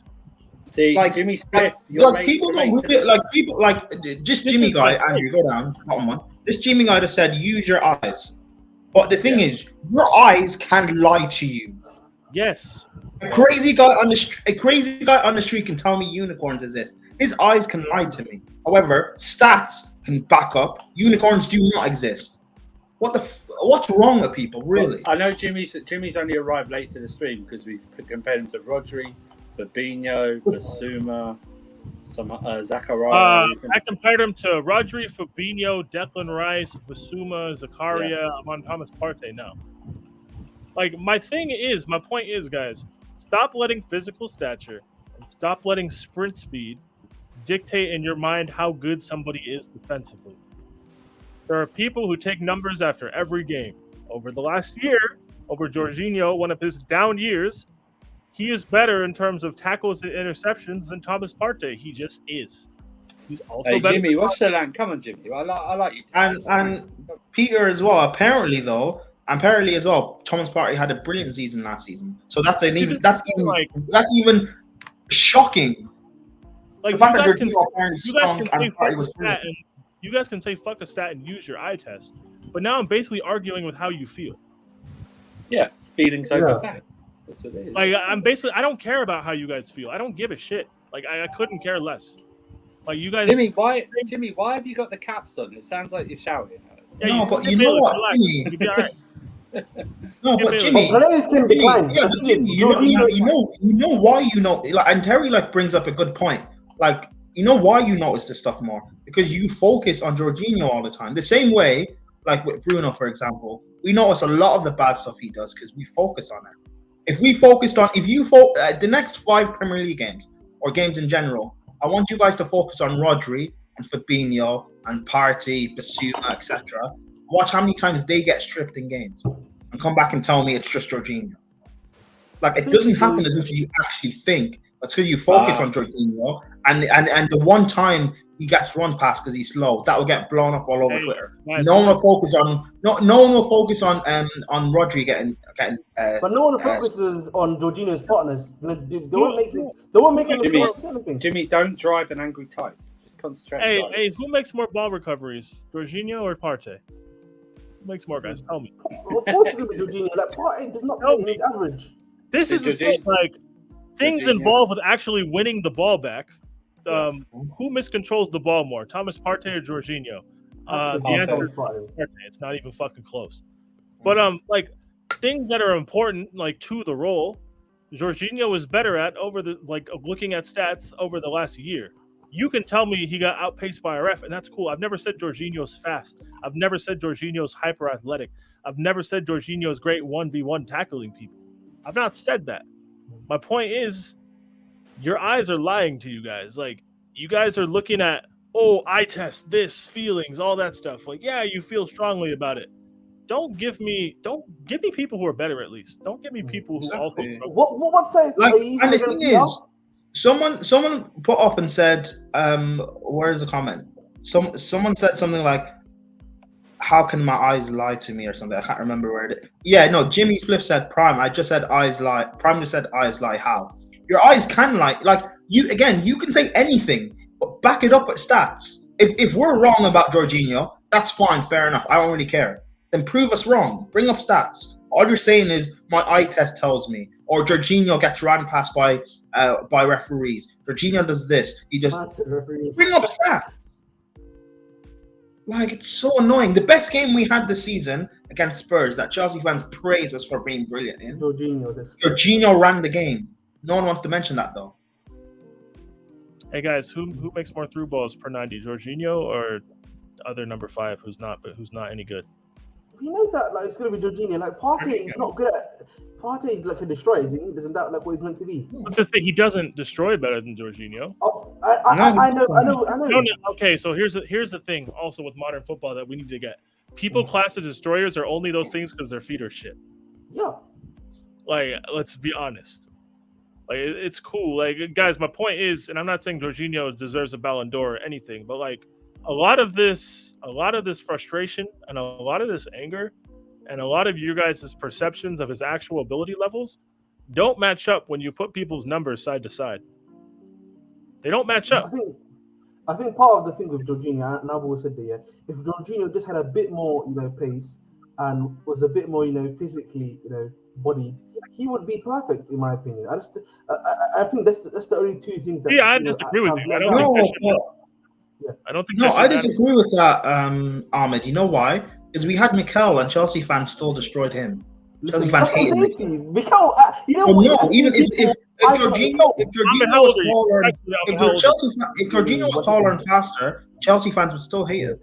Ahmed, how old are you, respectfully? I'm 24, so I've seen Mikel in that. So I've seen. No. But do you remember the dialogue surrounding John Obi Mikel in the Yes, people used to hate Mikel. I've seen people hyping her up now. We need to stop acting like everybody always loved and appreciated Mikel at all times while he was here. We need to stop that. It's crazy, man. Like I feel like the revisionism is. Chelsea fans did not love YSTR in the chat. Chelsea fans did not love Mikel. Bro, I'm Nigerian. I would know. Chelsea fans did not love Mikel. People used to be scared when Mikel used to play defense. Mikel revisionism. It wasn't happening when he was here. But people forget, people used to be, oh my god, we're playing Mikel midfield. Oh my god, do people forget that? When it used to be like a Mikel and Lampard midfield. Like, I don't understand what. Oh, Peter, also, because can we talk about Matic? Because there's revisionism on him as well. Oh yeah. Oh, the Matic, we needed a DM to win the league revisionism. Yeah, we're talking about that. Yeah. What was the what's the reason? You're talking about how people are basically trying to make it seem like we haven't competed since we had Matic. Yes. Guys, the season we had Matic is also the last season we had a world-class striker. Mm-hmm. Because Costa got banished, and we also had Eden Hazard. Mm-hmm. Did we I don't want to have an argument really, but let's be honest, guys. Take Hazard and Costa out of that team. Did we win the Prem? Not really. Well, Willian 4 goals and 3 assists. I don't know what happened to Andrew, but see, this is the thing. You guys really think people love Mikel like that? You guys must be new here. Bro, I can't believe this revisional Mikel. I actually can't believe the Mikel revisionism. Crazy. It's crazy. You see what the internet even does? Some people were okay with Matic leaving at the time. Like, why are we like? And we're not saying you guys didn't appreciate and like Mikel. We're saying the fan base, the match goers, people involved around the club at the time. Sorry about that, guys. I had a power cut here. Thunderstorm. The thunderstorm's been hitting wild. I can see it right here, man. Yo, Surfer, you were at the bridge in the mid-2000s when we bought Mikel. Please educate the chat on how the fans truly felt about John Obi Mikel. Oh, they hated him. Thank you. They hated him, Kalou. Oh my god. Kalou slander used to be mad, I can't believe people are forgetting this. Bro, even do people forget when we used to have Is this guy? Hang on. Is this guy talking about Mikel? Yes. This guy talking about Mikel? Yeah, that's a blatant lie. That is a blatant lie. It's a lie. People used to be worried when Paulo Broja used to play. People used to be worried when Paulo Broja used to play in the field. That is a lie, man. Hey, you guys can act like if you guys might have liked Mikel, that's cool. I'm saying the match goers, people that were there, common opinion at the time was it's John Obi Mikel. Yes. We're annoyed by him. It's underwhelming. Why are we starting? Mikel didn't get this undying love and respect until after Munich. That's just how it is. Yeah, come on. My own dad, who's an older Chelsea fan than me, never liked Mikel. Like if he's older than me, so I'm pretty sure, there were people like that as well. So I just don't understand. This guy's saying we love Kalou. I know you're lying, Chief. I know you're lying. Don't even try. Listen, let me praise this. There were some fans. There's some fans that love Mikel, love Kalou. I'm not saying all Chelsea fans, but let's not revise Chelsea history. There were a lot of people who did not like Mikel and did not like Kalou. I was one of them. Not like didn't like them, but I was like, oh my god, Kalou's missed again, or why is Mikel starting? I was one of them. I've learned to greatly appreciate them, given what we're served up right now, and they were far better at the time. So let's not all say like, oh yeah, they were all loved. That's just not true. A section of the fans did not like these players. Andrew, remember, we've been on streams previously, like about a year or two ago, whatever, and where the topic of Mikel has come up, and I've said I love Mikel. He's one of my favorite Chelsea players. Chelsea fans have just disagreed with me. Like, it's this love fest of Mikel is big revisionism because people didn't love Mikel like this. I know. I'm not saying people can't have liked Mikel or Kalou or Malouda at the time. I'm saying the sentiment of people around the club went to the match. People who talked to other Chelsea fans in person was underwhelming when it came to players like Malouda, Mikel, and Kalou. That is what I'm saying. The way they're spoken of now is not the way they were spoken of 10 years ago. The way they're spoken of now Malouda wasn't 15 years Malouda ago. we signed in 2007. No one started liking Malouda. Like Malouda didn't get popular until the end of 08-09 season, and then 09-10 season, 10-11, he exploded. Okay, but let's not act like these guys were like, oh yeah, we backed them from day one. Absolute nonsense. Absolute nonsense. And to me, from my perspective, no one, and I don't want to say no one, I'll say 80% of our fans didn't put respect on Mikel's name until after Munich. Yes. You might have loved him SDR, but I'm telling you right now, and Kalou was not clinical, and some of the misses he had and some of the way he played, I'm telling you right now, he was not liked by a section of these fans. Okay, match going or watching. But Pierre, you say after Munich, Mikel still doesn't get the respect he deserves for what he did in that final. Prime, I agree with you. Yes. Prime, I agree with you. You're preaching to the choir here. I've never disrespected players like Mikel, Kalou, or Malouda. Like, you listen to these streams for long enough, you listen to me speak. Yeah. Let our attackers that we have now produce at the levels of Malou and Kalou. We wouldn't be in this. We wouldn't be in the mess. We wouldn't be. I don't even really. Are we really doing it? Should we do this? So, are you telling me now that when you're watching him, this is the time we said Makelele, we had Essien, we had Balak. Are you telling me that when Mikel started, every game you were like, yeah, okay, I'm fine with Mikel starting? Because I honestly, that is for most of the time there we weren't. We listen, whether we like Mikel or not. If he started, we were going like that. So and ahead of Makelele, ahead of Essien. No, it's just not. Balak as well. People forget this, the Balak, Lampard, and was it Essien midfield that we had? You might have YSDR. I'm not saying you, but I'm saying let's not do this like you might have. But if we're a broad scope of the Chelsea fan base at the time, Mikel was not one of the favourite players. Now he is, because it's like a Michael Carrick thing, where he's more appreciated now after he's retired, and Kalou, etc. But at the time, these dudes were fighting an uphill battle. They may have won it at the end, but they at that time, 06 to about 10, they were not the favoured sons. Hey, no, I'm not saying the 40k. That's what I've just said. Not all, even all at the stadium. I'm saying there's a section. Wait, yes. Yo, look at the last comment. Andrew, Marshall said put the link in the chat. Let them come on. What? Are we gonna okay. I would do this. And for anyone in the chat or anybody who's listening, my first Chelsea shirt was an 09 with the name on it. Was an 09-10 shirt with Kalou's name and number on the back. So before I feel like I had a pretty good pulse on how people felt about Salomon Kalou. And yes, he frustrated me too. But let's not sit here and act like we're not generalizing the fan base. Not Malouda. Mikel's one of my favorite Chelsea players of all time. He's in my top 10. So I know that people disrespected him. Even still now, there are people who don't agree that he was as good as I say he was. Okay, so the rules. We're only going to do this for a little bit. The rules that apply. If you do anything, if you're one of these, we've seen this in the past. Any camera stuff, you're banned, right? Whatever. Any isms, you're banned. All right, we know what the isms are. Okay, any racism against myself, not against against myself, will not be tolerated. Okay. No racism towards Andrew. Or anything. You know what I'm saying? Yeah, definitely Andrew. Yeah. All the isms, no isms, please. Let's not, insult people. Let's have a discussion. We will let you land. We will let the people land before you respond to them. Okay, so the link is in the chat. If you want to come on, if you disagree with us, now's your chance to do so. But yes, we're not generalising the entire fan base. It's a section of the fan base, whether at the stadium or watching on TV. They didn't like Mikel and Kalou and Malouda. So and your mic is crackling.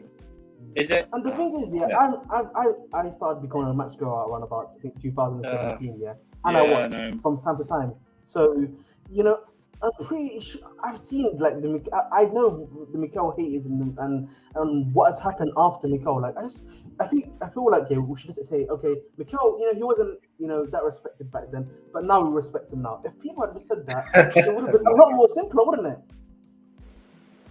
I just don't understand I don't know. Like, I don't know why you guys in the chat are reacting so strongly to what we're saying. I don't really see what the problem is here. Okay, I'm going to add Embast here. Go ahead. Welcome to the stream. Yo. So, I don't know if what I said triggered some of you in the comments, but I don't think it's crazy to say that our fan base did not love and appreciate Mikel, Malouda, and Kalou at the time. When Mikel was decent for us. He wasn't that bad. I'm not speaking on their ability. I'm saying purely the way the fans speak about them now is miles different to how they spoke about them when they were playing. That's my point. Okay. That's my point. I think they all deserve more love and respect than they got personally, because while some of them were bit part players for a majority of their time, they were better players than they kind of got credit for just because they had better players in front of them. That is I'm saying the fans back then, the way we speak about, Mikel, Matic, all these guys is like, no, you didn't do that at the time. Stop this. There's a disconnect, and they only pretend to love the players of the past to bash the players we have now. It's going to be the same thing in 15 years when we don't properly appreciate somebody like a Kovacic. And then this fan base is going to act like they all loved Mateo Kovacic the whole time he was here to bash whatever center mid we have in 2035. They're going to do the same thing. I feel like every fan base does this, but it's the same thing. Like, you remember our fans saying Barkley was better than him. Our own fans did that. That was common discourse that was happening. Our own fans did that. Now they're going to act like, we always knew Kovacic was amazing. Stop this. Stop the fake love. Like, yeah, players can earn respect. They can earn support. I understand it, but like, we need to stop this revisionism. We didn't all love these people like that at the time, like we should have. We didn't. Chelsea fans last season they were saying in the summer we should sell Kovacic and let Gallagher be playing in the team consistently. Of course, but if you go back to 2018, Ross Barkley was better than Kovacic. Guys, there's never been a second on the planet where Ross Barkley has been better at the sport of football than Mateo Kovacic. It's disgraceful that we even put that forward as an idea and that it wasn't immediately shot down and the people who Gallagher's inexperienced.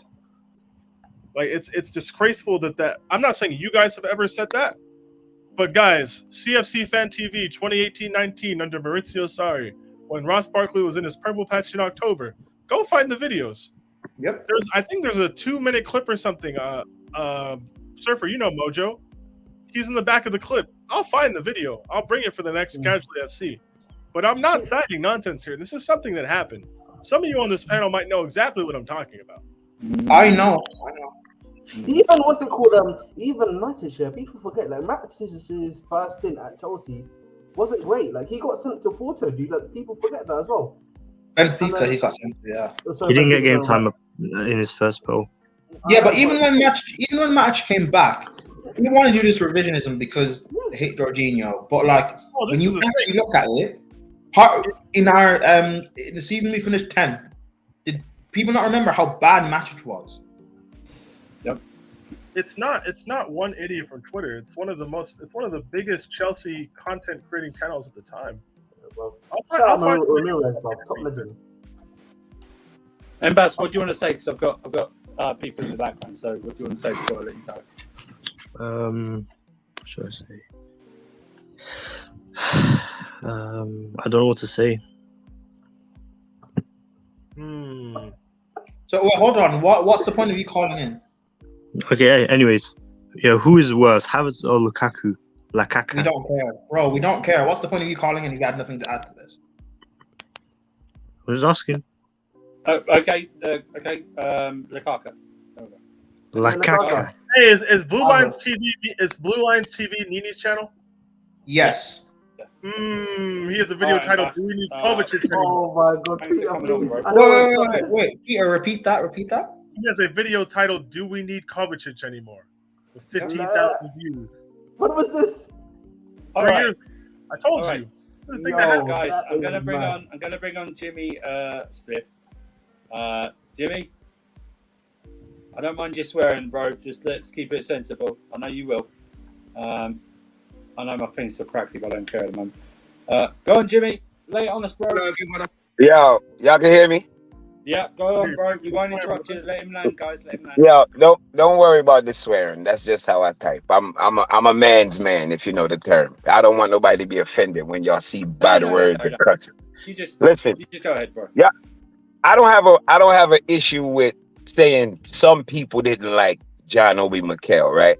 But when somebody, if you say that, right, and then somebody like me type, no, I loved Mikel, and then you say, no, you didn't. You haven't revisionist. Dude, you can't do that. You can't. I loved Mikel. He was one of my favorite players. So telling me that I didn't love him, it was revisionist, that's crap, bro. Like, y'all got to remember, Chelsea fan base is humongous. It's huge. 40,000 people in the fans booing a player does not represent the fan base. It does not. And sometimes we get caught up in what we're hearing around us the most. You got to understand, some of us, there's football fans, right, that don't know anything about online content, Twitter, or none of that. Their opinion of a player is based on what they see and how they feel. Everybody's not into group think. And a lot of times you guys push a lot of the fans into group think. That's why days I come into Lewis stream, I agree with Winter Surfer, I disagree. It's days I agree with Justice. Most of the time I disagree with Justice on a lot of his thing because he's so anti-Cobham, it gets annoying. But it's times when he's correct. Yeah. We don't always have to agree, but y'all like to pigeonhole people into these, oh, our fan base didn't like this. No, that's not true. Say the fans that you know that were around you didn't like that. You can't say that was the overall sentiment. No. You just can't do that. Hang on. Which is why I corrected myself when I said section. That's why I said sections of fans, not 40,000 there and whoever you hung around with. I totally agree. Yeah, to broad stroke that the whole fan base didn't like Mikel is not true. Yeah, and if y'all was saying, yo, Mikel wasn't getting the respect he deserved, now that I don't think anybody could disagree with that. 100% But said that though. I did see. No, but yeah, you did, Peter, you did. But you took backstage, like, and again, to be clear, if I made it feel like I'm trying to put people in certain boxes, like, my bad. But like, yeah, that was my only issue. It was like as if you were saying it was impossible for anybody to rate John Obi Mikel, and it's like, because put it like this. Jimmy, amongst hold on, Jimmy, random guy in the chat chatting. I put a link in the chat to the video. So when I brought up this Barkley and Kovacic thing, I'm just giving you examples of people who create content and drive discourse on social platforms for our club saying certain things as a sort of reminder of the revisionism that people do, right? And part of that happens with performance and stuff. I get it, you know? Your opinion can change on a player based off new evidence. I understand this. But what I don't like, what frustrates me the most about this is the disingenuous tone that people use when they talk about these issues. People will turn around and say, X person is shit. X person has always been shit, or this or that, or we always loved and appreciated this person. My frustration is not with normal people in the chat. Like, maybe I should have been more clear. It's more so the people who serve to drive discourse in a certain way. Like, I have no doubt, Jimmy, you love and respect Mikel. I have no doubt everybody in the chat writing out for Mikel loves and respects him and appreciates what he brings. I never said he was a bad player. I've always said he's always deserved more respect than he got. To me, though, it feels like a lot of this propping up some of these former players who you could have deemed bit part players at the time only serves to bash our current players. But hold on. One thing, Prime. Back to Prime now. Prime said, hold on. Prime, you said something that was very asinine. You said stats can tell me that my eyes are lying.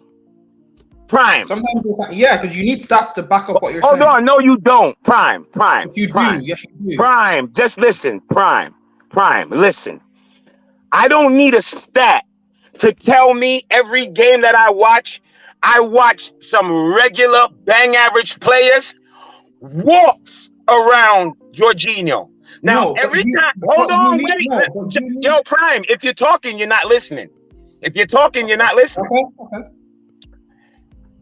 I'm not saying Jorghino does not have pluses, but his negatives, they outweigh the pluses now. Not Jorghino a few years ago. Jorghino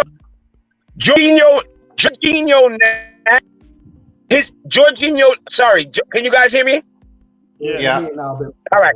Jorghino now, not last year, not the year we won Champions League. Jorghino now is more negative than positive. What he used to bring, he doesn't bring it at a level to where his negatives outweigh that. Jorghino came on the field for 2 minutes last game, and I swear, I had my hands together. I don't even have a God to pray to. I had my hands together. I said, please do not press him. When they pressed him, I closed my eyes, and all I heard was, it hits the post. I knew he lost the ball. I knew it. He gave it away, and he almost scored. Bro, I am not one of those agenda-based guys. I love every player once you put on the kit and get on the field, I want you to succeed. Jorghino is going to give me a heart attack. Remember, Jorghino used to be press resistant? Remember that?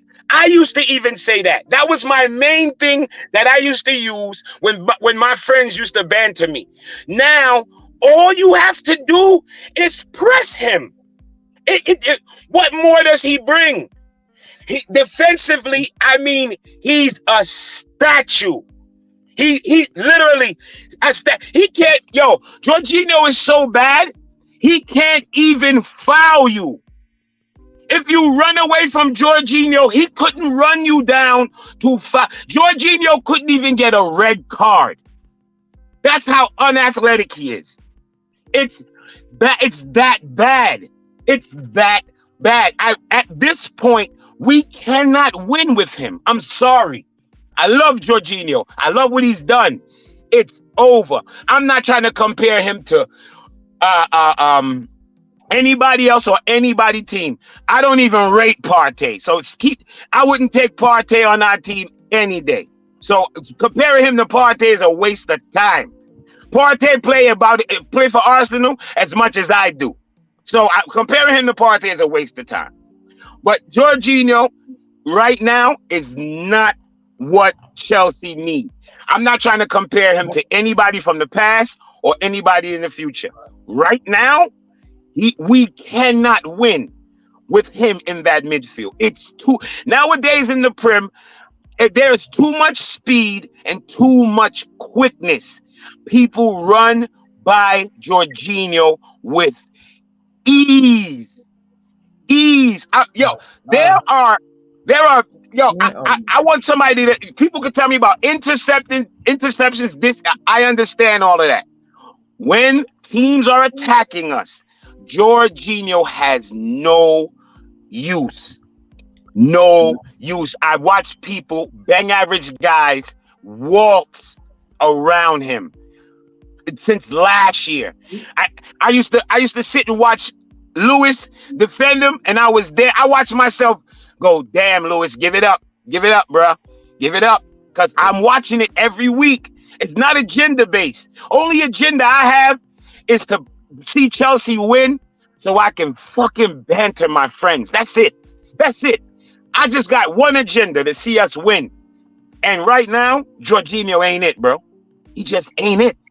He ain't it. I'm sorry. You want to respond? Can I speak now? Yeah, go ahead, bro. Yeah.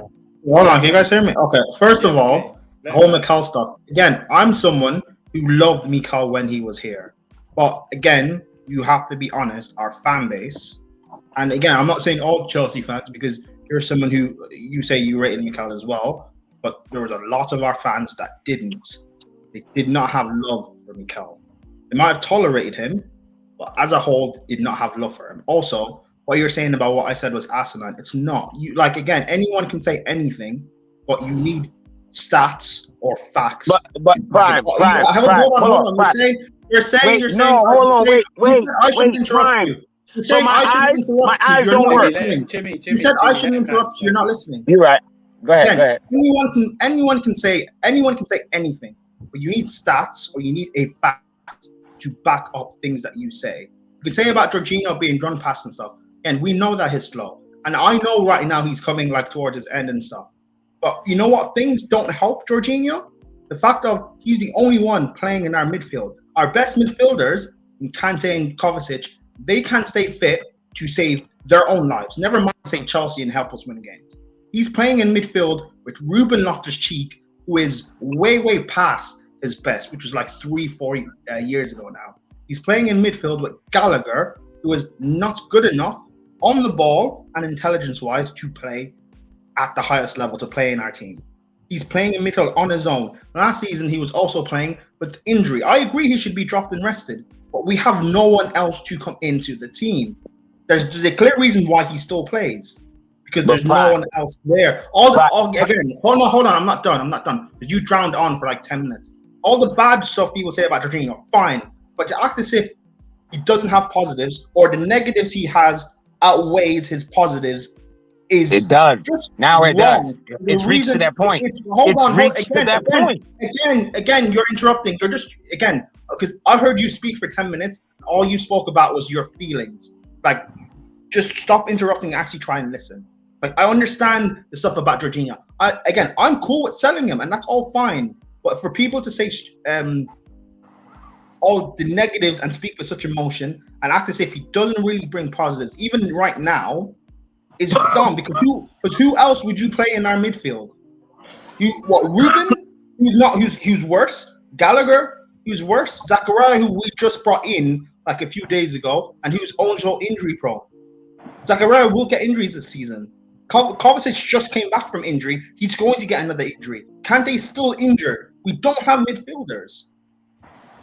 So I think to put all of the blame on Jorghino and not put in any of the other factors is just ignorance. And if people want to think like that, fine. But I act as if like your opinion is valid, but we're not going to put all the other factors around it. It doesn't matter to me. I want Jimmy. I want you to respond to this because you've got a couple of more people in the back. I want you to sign off. Yeah, I'll make it short. Did you notice? Hang on. Before that, why aren't you on more streams? Because you sound brilliant. So get yourself on more streams, okay?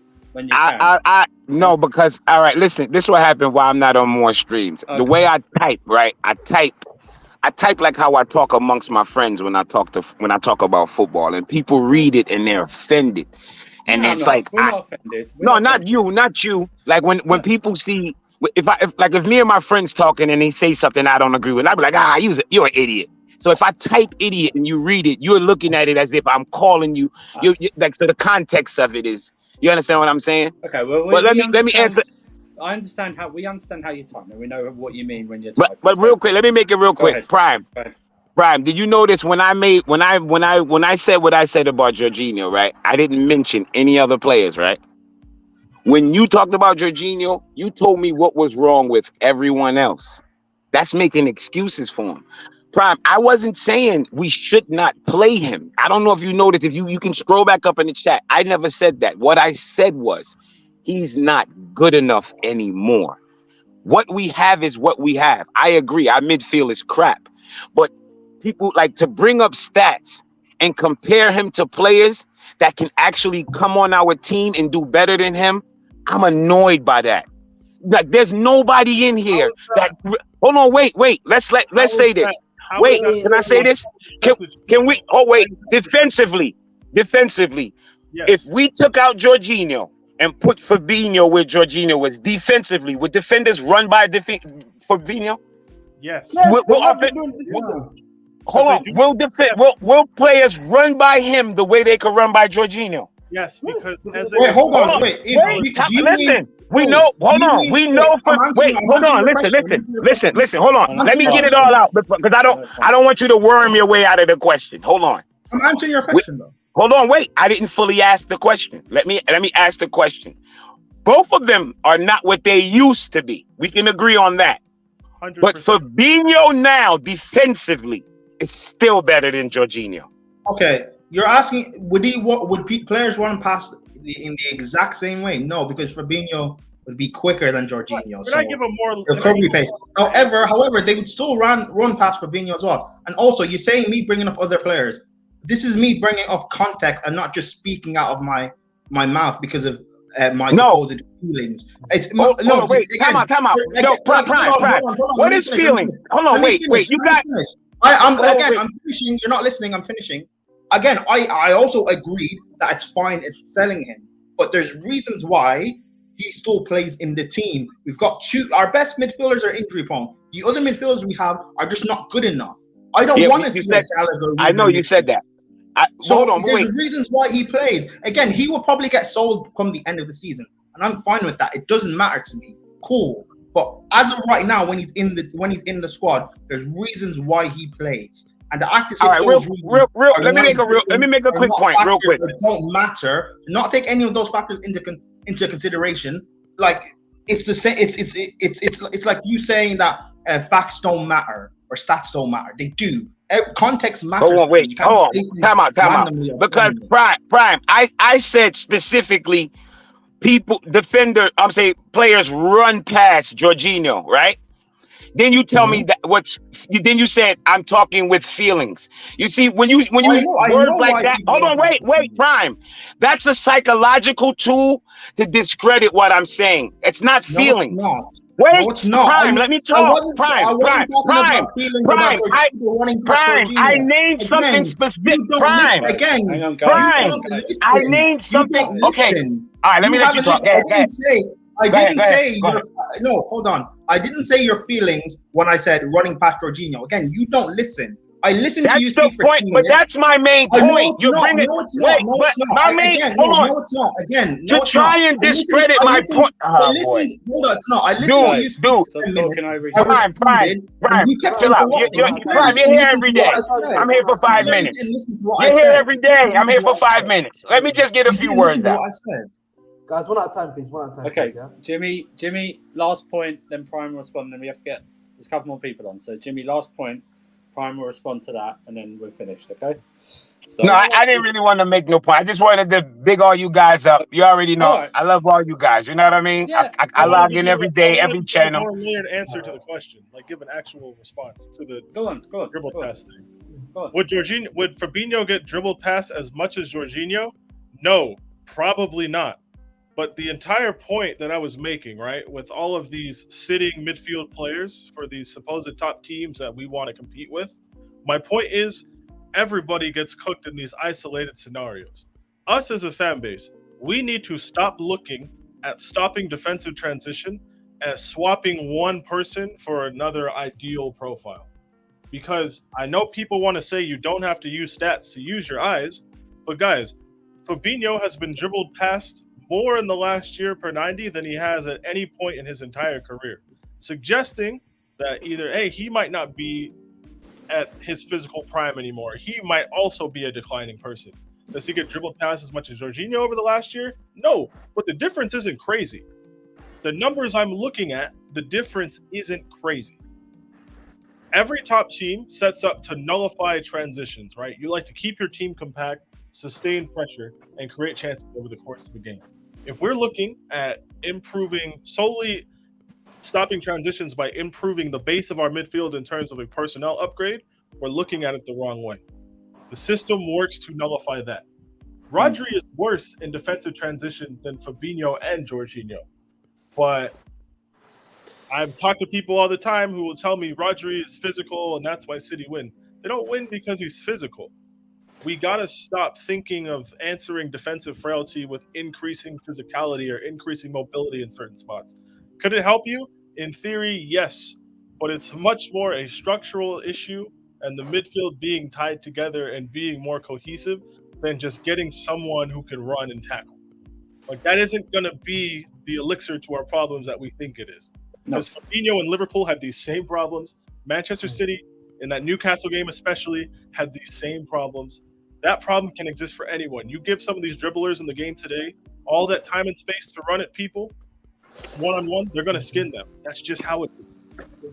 I just wanted to add quickly, to Peter's point, yeah, you know Rodri, for example, yeah. When Man City lose the ball, what do? They don't let Rodri just be by himself and a guy attack him. All of their players automatically run. Like half of their midfield, the guys that are in attack are running straight away to make sure they get the ball back, and Rodri does not get fleeced. If you look at our midfield, once it comes to Jorginho, once the 1-to-1 with Jorginho, are there any guys that have been running this season, Jimmy? Let's be honest, no.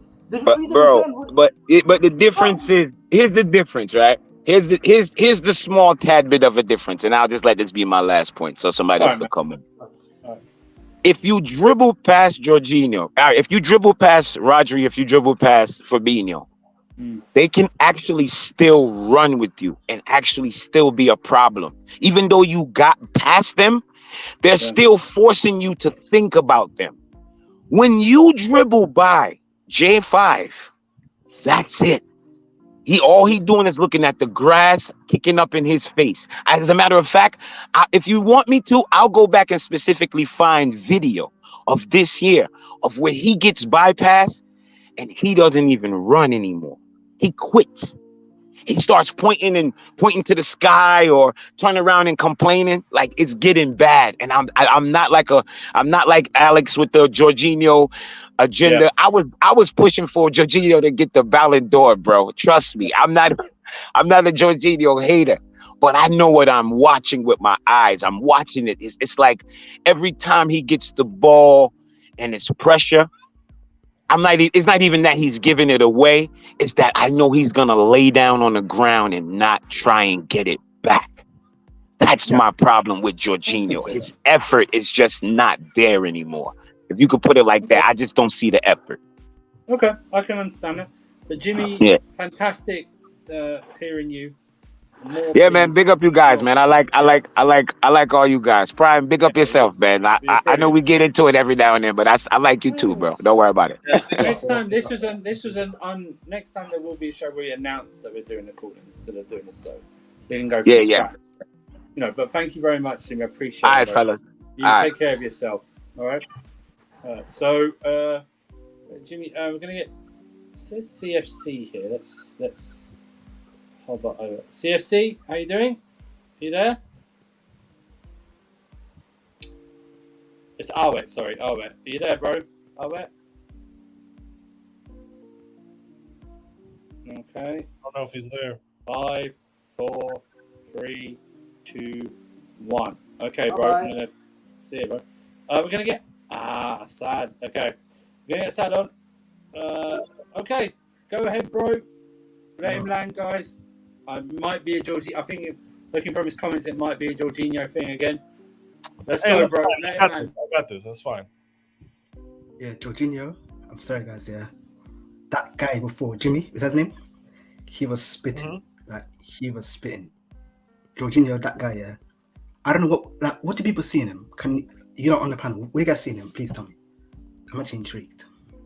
I mean, what answer are you looking for? Like, what is the point of your question here? Because I think he's a good player. I'm of the belief that swapping 1-6 for another 6 with consistently unavailable midfield players and forcing them to play with guys like Gallagher and Loftus-Cheek won't make that big of a difference in our team like people like to believe.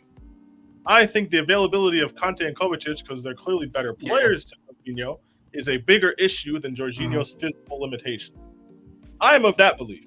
Swap Jorginho out for prime Fabinho. Are we better in transition? A little bit. We're still getting stripped, though.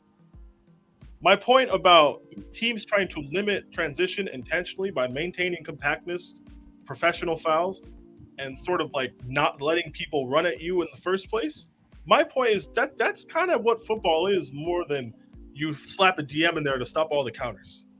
Because that's how it works, guys. Roger would be a beast in defensive transition.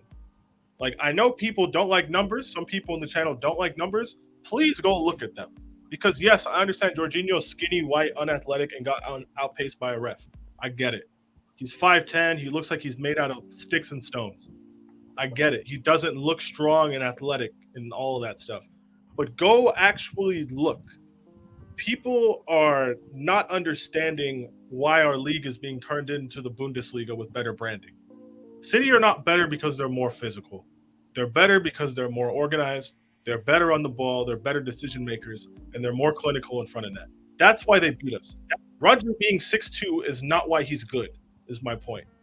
A lot of people try to turn this into defensive solidity, all of these things. And if you think that's why he's good, fair enough. Go look at Rodri's actual purely defensive numbers in terms of ball recoveries, interceptions, where he wins the ball up in the pitch. Rodri with his feet is amazing. That's why he was bought. Him being 6'2" is just he's 6'2". But he's not this physical destroying DM. Like, a lot of, to be fair, a lot of this is driven by punditry and journalism in the country talking about the game, because the English perspective is heavily reactive and relies on looking at physical tools when you're talking about success for bigger players. They're not going to acknowledge that N'Golo, you can disagree with it, that's fine, but like, people don't want to acknowledge N'Golo Kante's feet have gotten better since he left Leicester City. People make it seem like N'Golo Kante can't pass a ball. He's praised for just winning the ball back, kicking. Yeah, but sorry.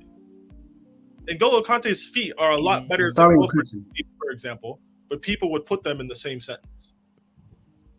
Ndidi is what you think of when you think of a. Ndidi is what you think of. We had this entire debate about whether N'Golo Kante was a defensive midfielder. When, hey guys, the guy who chain smoked and the guy that nobody liked in the media and people like to make fun of him, he was kind of right. N'Golo Kante isn't a sitting DM football player. He'll tell you that. That's fine though. His feet are good. People operate on biases and what they think people that are built like certain statures should play like. And I feel like that drives discourse to a point where we can't have honest conversations. That's what I'm saying. Like, I'm not saying you have to be, or I'm not saying Jorghino is amazing. He has no flaws. I'll talk about his flaws all day. But those flaws, like our midfield flaws, a lot of that is down to availability of our better players or their lack of availability, the profiles we have in terms of putting them together, and just general fitness. Like, it takes more than just one superhuman to tie together an elite level midfield. We're looking at it the wrong way. We're deluding ourselves into thinking we're closer to solving the issue than we are. Deluding ourselves into thinking we're closer to solving the issue. And even cohesion, I would add. Yeah, because we see with J5. Wait, what's up?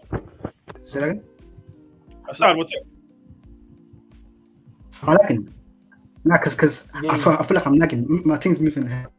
A little bit. It's a little You're bit. kind of lagging, but I think the audio is. Yeah. You're lagging a bit. There's a slight delay. There's like a 2-second delay or something. Mm-hmm. So. Yeah. Let me just say quickly what I was going to say. I feel like with J5, the guy is a liability, and I feel like we're being held back by him. I feel like he's one of the things that's holding us back, man. I honestly do. Like, this guy can't do nothing. In terms of what? Look at holding us before, Wait, Assad, do you think? Wait, Assad, do you think when you look at our midfield problems, do you think Jorghino is the main liability? Yes, he's a liability. Yes, I've been saying it for years. No. The main liability. I don't like him. You think he's the main liability? Do you think he's the problem? Yeah, that's what he's saying. No. He is part of a problem. The attack. And what do you think is the bigger problem? No, in our midfield, what do you think the bigger problems are? If it's not Jorghino, then creativity. I feel like no one there that can. I feel like we've got cricket and get the ball from the back four, sprint into the final third, but he's not really good at final passes and that. I feel like we need someone that can create. I feel like if we get like a DM, I don't know, someone like a. Even that, as much as I agree with like how bad our creativity is, as much as I agree with how bad our creativity is, even creativity I wouldn't say is the biggest problem in our midfield. If you brought in like let's say for argument's sake, Assad, we bring in a DM, right? Are you saying to me that Yes. Kovacic, Kovacic and Kante are somehow going to be unlocked, or like Kovacic or Yes. Gallagher or Gallagher are going to be so unlocked, that they're going to be more creative than they have ever been with a Jorginho as a DM? Because that's not true, if you're being honest. No. I'm talking defensively, like he's the liabilities I'm talking about. On a transition, this guy, I've seen him get paced out by. Bro, never paced. I've seen people walk past him. Man gets walked past, bro. Yes, And I've seen this guy walk past every elite level DM in football, though, bro. Yes, every elite level DM given half the pitch to defend gets skinned by any decent ball carrier. That just happens. This thing that we're focusing on happens to everyone. He can't pass forward. What do you mean you can't pass forward? Can he not pass forward? Is but that based in anything, or is that just how you feel about watching him play? How again, bro? Is that like the can't pass forward criticism? Yeah. Is that based on anything, or is that how you feel about watching him? Because like these are things that you can very easily do. And what I see. Okay, so like, do you think Fabinho is a better progressive passer? All right, do you know what we're going to do, Sad? Because of the delay and everything, make one last point, and then because we got, I didn't realize how late it was, but we got because of the delay and everything, because you might miss stuff. You make one last point, and then your end will react to that. But next time, when we do one of these things, get yourself on again, okay? Just make one last point, and then we'll react to it, okay? I ain't really got nothing else to say because of the lag in it. I really got. Assad, before he goes, Assad, can I just ask? We sell Jorginho tomorrow. What DM do you want to come in?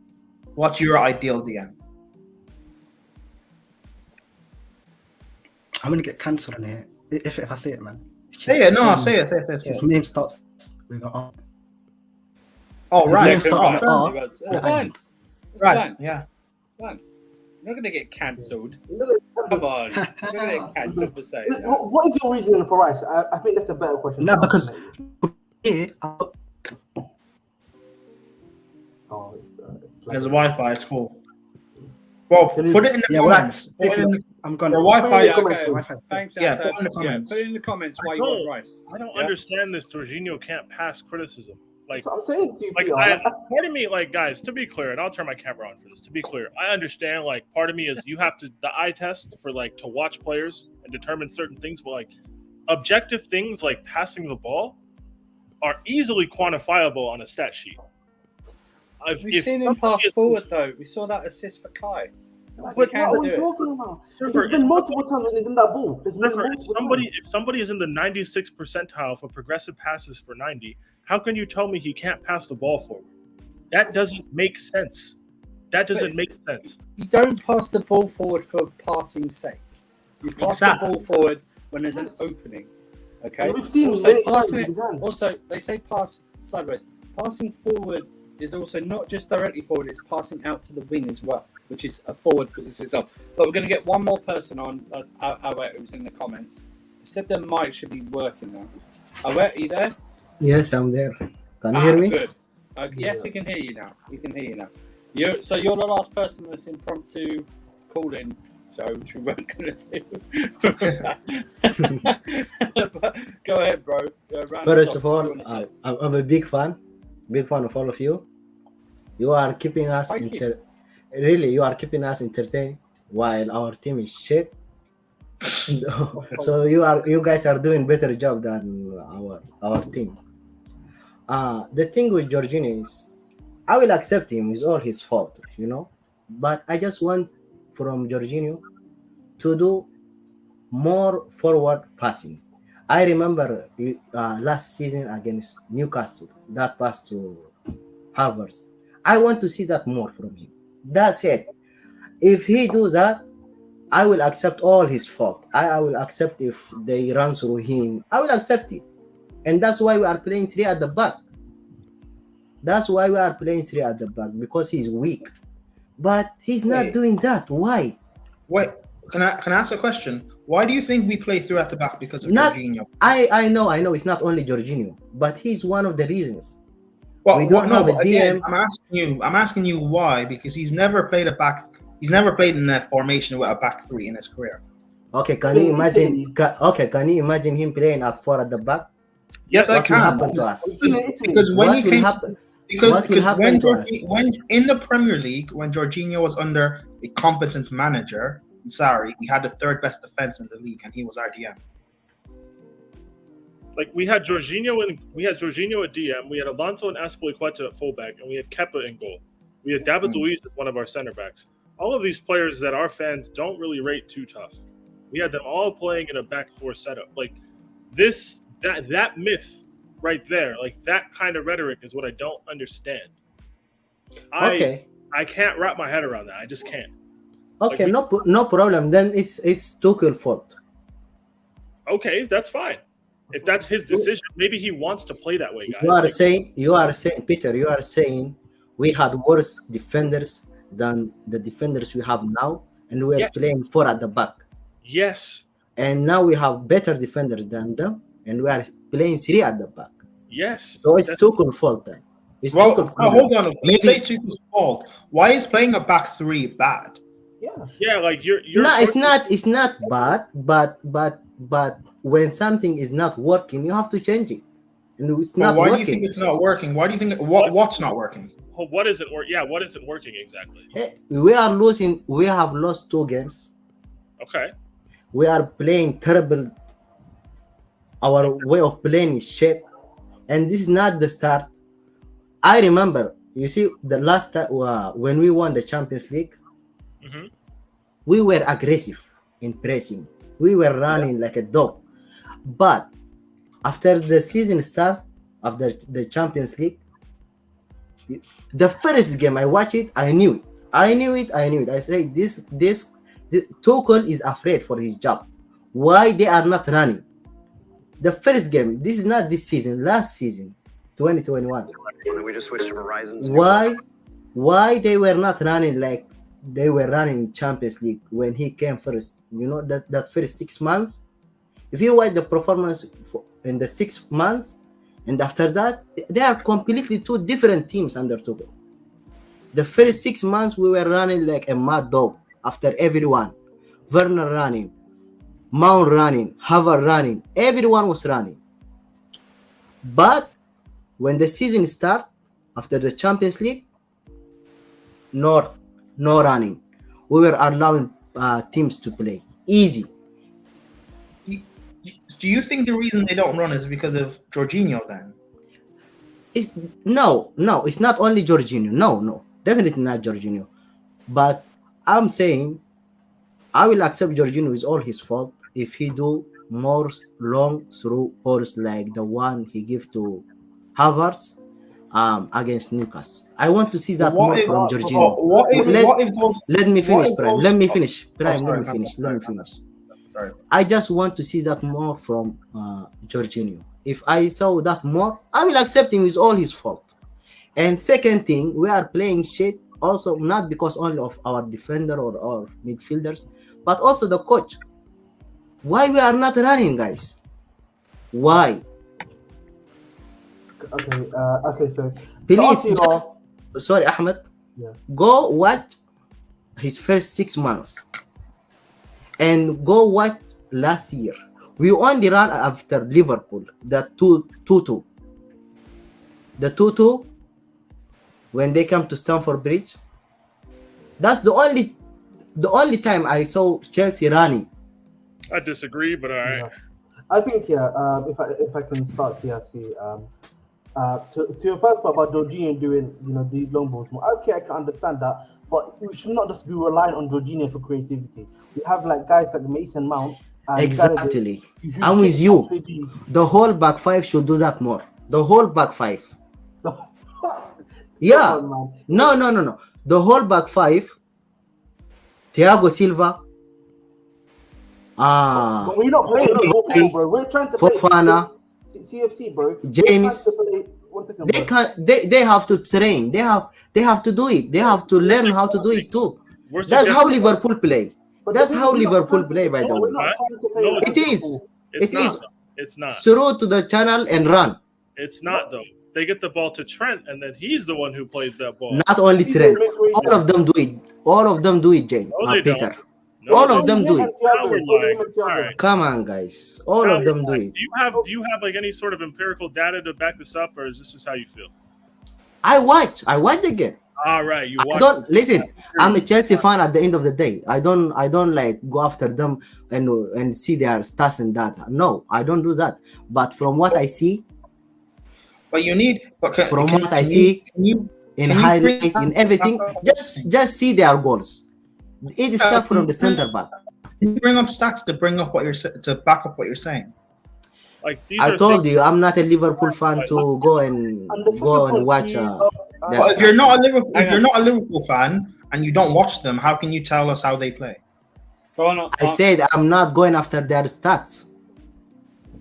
Okay, well you need them then if you're going to talk about how they play. You need their stats. Go on, Ahmed. What were you going to say? Go on. I was gonna say, yeah, the main point is we do play pressing football. It's just that we press where there's like a certain trigger for our press, and our main thing is position football. We are trying to keep the ball. We're not trying to do this constant pressing all the time. We're trying to hold the ball. All that is great. All that is great. So we want our back five to play long balls to the people in the front. Is that what we want? And then we're gonna lose position. Yeah. We're gonna lose position though. Why not? Why not? When you face the West Ham and they've got Zuma, they've got Aubameyang, yeah, they've got Cresswell, they've got all these guys that can help. I'm not saying do it 90 minutes. So in a game. we're outsourcing. But when you see a player running, give him the ball, please. Give him the ball. So we're outsourcing creativity to the people behind Jorginho, not creative responsibility to the people. Peter, I say they also have to learn how to do it. I'm not saying that will be their main but job. We're putting the creative onus on the people behind him, not the people in front of him. Listen, Peter. Last game, Chilwell's goal. Who made that pass? The defender.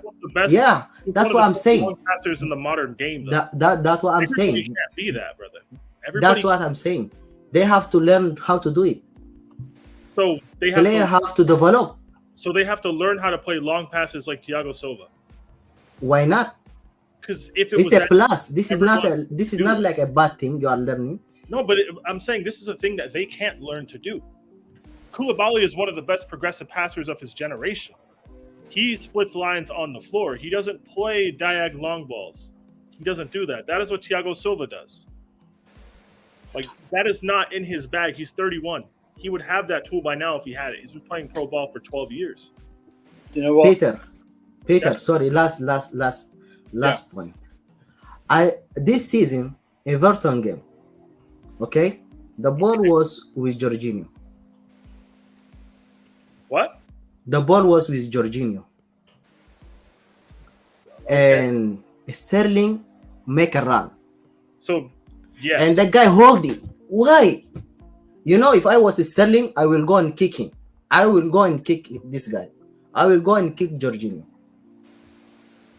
When people making the run, please give them the ball. I don't care if it go to the goalkeeper. So what if it go to the goalkeeper? So what? We're gonna give the ball away every time we see so every time there's a forward run, we should just play the ball. I'm not saying that, but you as a player or they as professional players, they can manage the risk. They can see if it's a risk pass, they don't do it. But if there is no risk, so what if the goalkeeper hold the ball? Right. So what? All right, I'm gonna call it instead of passing sideways, at least we will see a risk. You know, at least we will jump. So we're proposing more long balls in Thomas Tuchel's system instead of having the people in the front actually combine together and create stuff for themselves.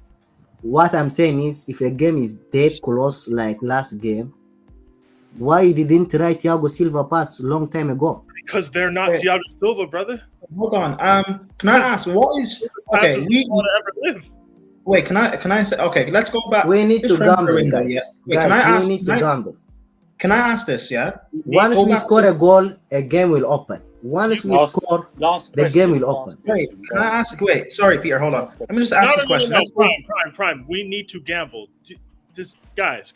No, I know. Again, Peter, I know he's waffling, but let's go back to this transfer window. Yeah. Let me ask you. We sell Jorginho. He's gone. What is your ideal DM we bring into replacement? I want to know what he's thinking. What? I want to know what his DM is. No, I heard what you said. I didn't hear his response. For me, what I will do, because I'm not the coach, I can't say anything. But for me personally, I will bring a 6 and I'll bring a 10. Who's your 6? Who's your 6? I don't care who is the 6. Give me Alvarez. I will take him over Jorginho. Okay, that's one. And then we will bring a 10 and Kovacic, an 8. We'll play 4-3-3 and give me a winger. And that's it. And a striker. And the striker. We have a striker. You're talking about other positions. I'm telling you what DM do you want. You're telling me other positions. I told you, I'm not. If I was the manager, I would change the whole thing. I don't care about the whole team. I don't care about the whole team. I'm telling you about the DM. Who do you want? You're telling me I'm not the coach. So I'll bring Alvarez. And have you watched? Edson Alvarez. Have you watched him? I have a question, right? Because we're talking about changing shape because things aren't working. Our last loss, right? We played this 4-2-2 at Southampton Football Club. What happened, Kings? What happened? Did we win or did we not win? Because I seem to remember full-time Southampton 2, Chelsea 1, a disappointing evening for the Blues on the South Coast. I seem to remember that tweet. I'm not saying I will play 4-2-2. The shape is different, but we lost. But yeah, we lost because we had Jorginho. All right. Because we had Jorginho. All right. Okay. And we had Gallagher. I'm gonna call it right now. But thank you for joining us. We'll probably do more of these shows very soon, especially over international break and World Cup and that. But thank you for joining us, mate. I run a 6. No, I just 10. I told you. Listen, I want to hold guys, let me make something abundantly clear. Let me make something abundantly clear. Let me make something abundantly clear right now. Let me make something No. Let me make guys. The reason people don't pass like Thiago Silva is because they cannot. Here's the thing, right? Here's the thing that fans and people need to understand. Vision is something that you have at your position or you don't. Guys like Thiago Silva, guys like John Terry, guys like Rio Ferdinand, those guys are rare in terms of being able to spot the long balls and play them on either foot to ping it to somebody's chest. What Trent can do from the channel, what Reece can do from deep positions, that is God-given stuff. Yes, we work on it, but we can't just turn all of our center backs into Thiago Silva on the ball. That's not how it works. I literally just said Reece can do that. Has Chilwell played a long diag in his life that we've ever seen, guys? No, he does the 1-2 thing, then he does the cross. Vision in football is more rare than we want to. We can't turn. Trust me, guys, I would love to turn everybody into Thiago Silva or Reece James. I would love that. That would make my life super fucking easy. Just play dime through balls and score 12 goals a game. It'd be great. But that doesn't happen. The Italian McTominay. Come on, man. I just don't understand this Jorginho. That's fine. You could Wait, no, hold on. Ahmad. Hang on. Let Ahmad go. He's been waiting. Go. Listen, I've said this before. Yeah, Jorginho has become too toxic at this point. Yeah, but moving that aside, you cannot just blame everything on Jorginho. Jorginho does make a lot of forward passes. Yeah, I'm pretty sure Peters can probably back me with the statistics here. But it's just he's not the only creator. He's not. He can't say you want him as a 6, you want him to defend and also to create a lot. Like there's also Mount. We want him to be Yaya Toure. We want him to be Yaya Toure, basically. And the thing is, when you don't have your Kovacic to help him out or a Kante to help him out, but you have Gallagher and Ruben Loftus-Cheek who cannot pass for crap, and can't do anything. What are we talking about here? Like, I just like one of the reasons now. Rice is annoying me because Rice is not technically 100%. Why are we talking about Rice here? Like he's like some sort of technical absolute. It's like I like one of the things though. You're supposed to you only like a player now. One of the reasons is because they look nice. My God, man. Guys, I'll hear all of the criticisms you want about Jorginho, but the passing thing, I'm not hearing it.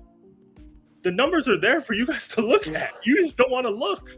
Well, Peter, people don't, maybe it's because they don't know how to. People would rather go for their feelings rather than actual look at numbers. It's annoying. And also, one like trying to rely on our pivot players to be the sole source of through balls is insane. But fair enough. Like, all right, I guess. Fair enough. But like, the great thing about this is Jorginho is one of the best at his position for through balls per game. Like, he is. However we want to feel about it, he's one of the best.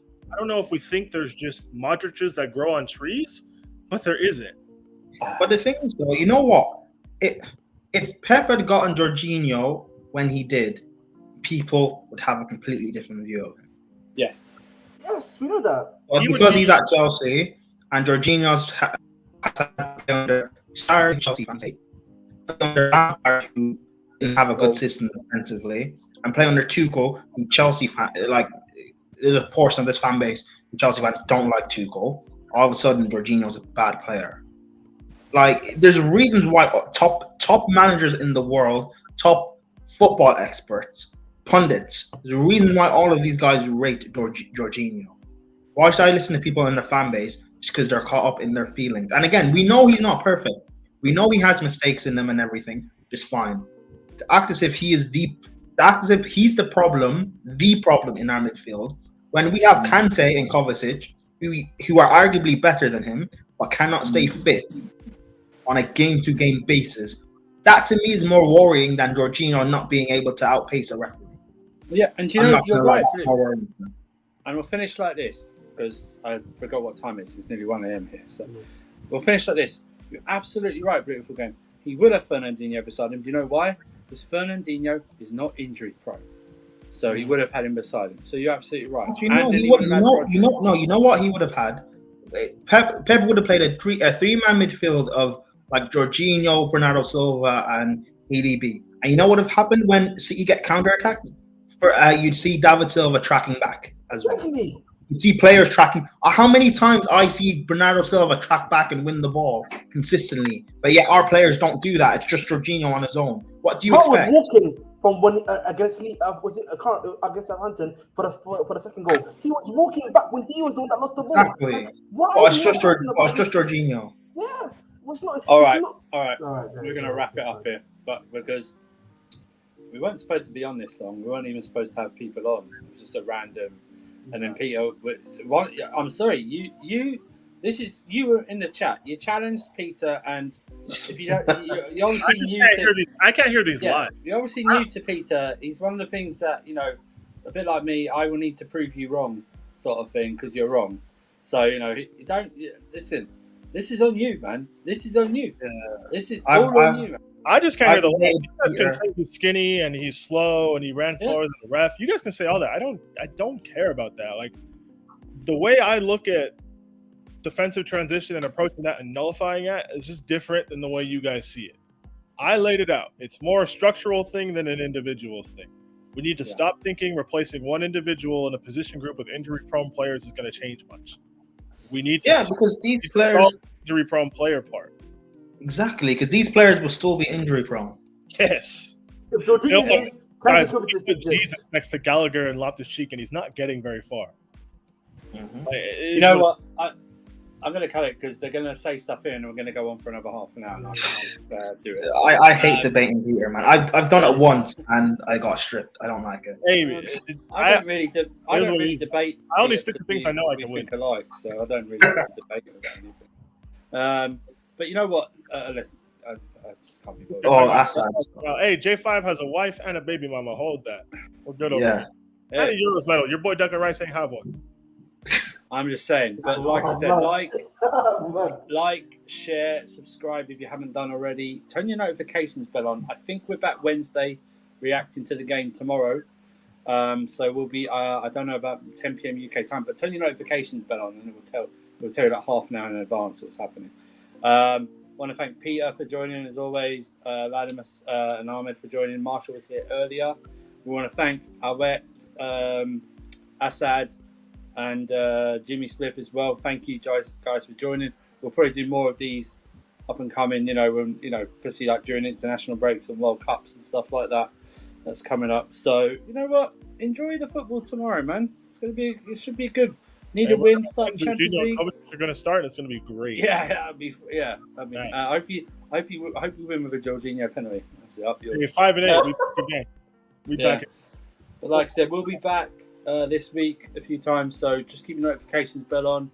Like I said, you'll see. Actually, you know what? You'll be sick of us because you'll probably see us all in Sarcasm City multiple times this week as well. So, but that's a good thing. But thank you for joining us. Enjoy the rest of your Monday or enjoy your Tuesday wherever you are.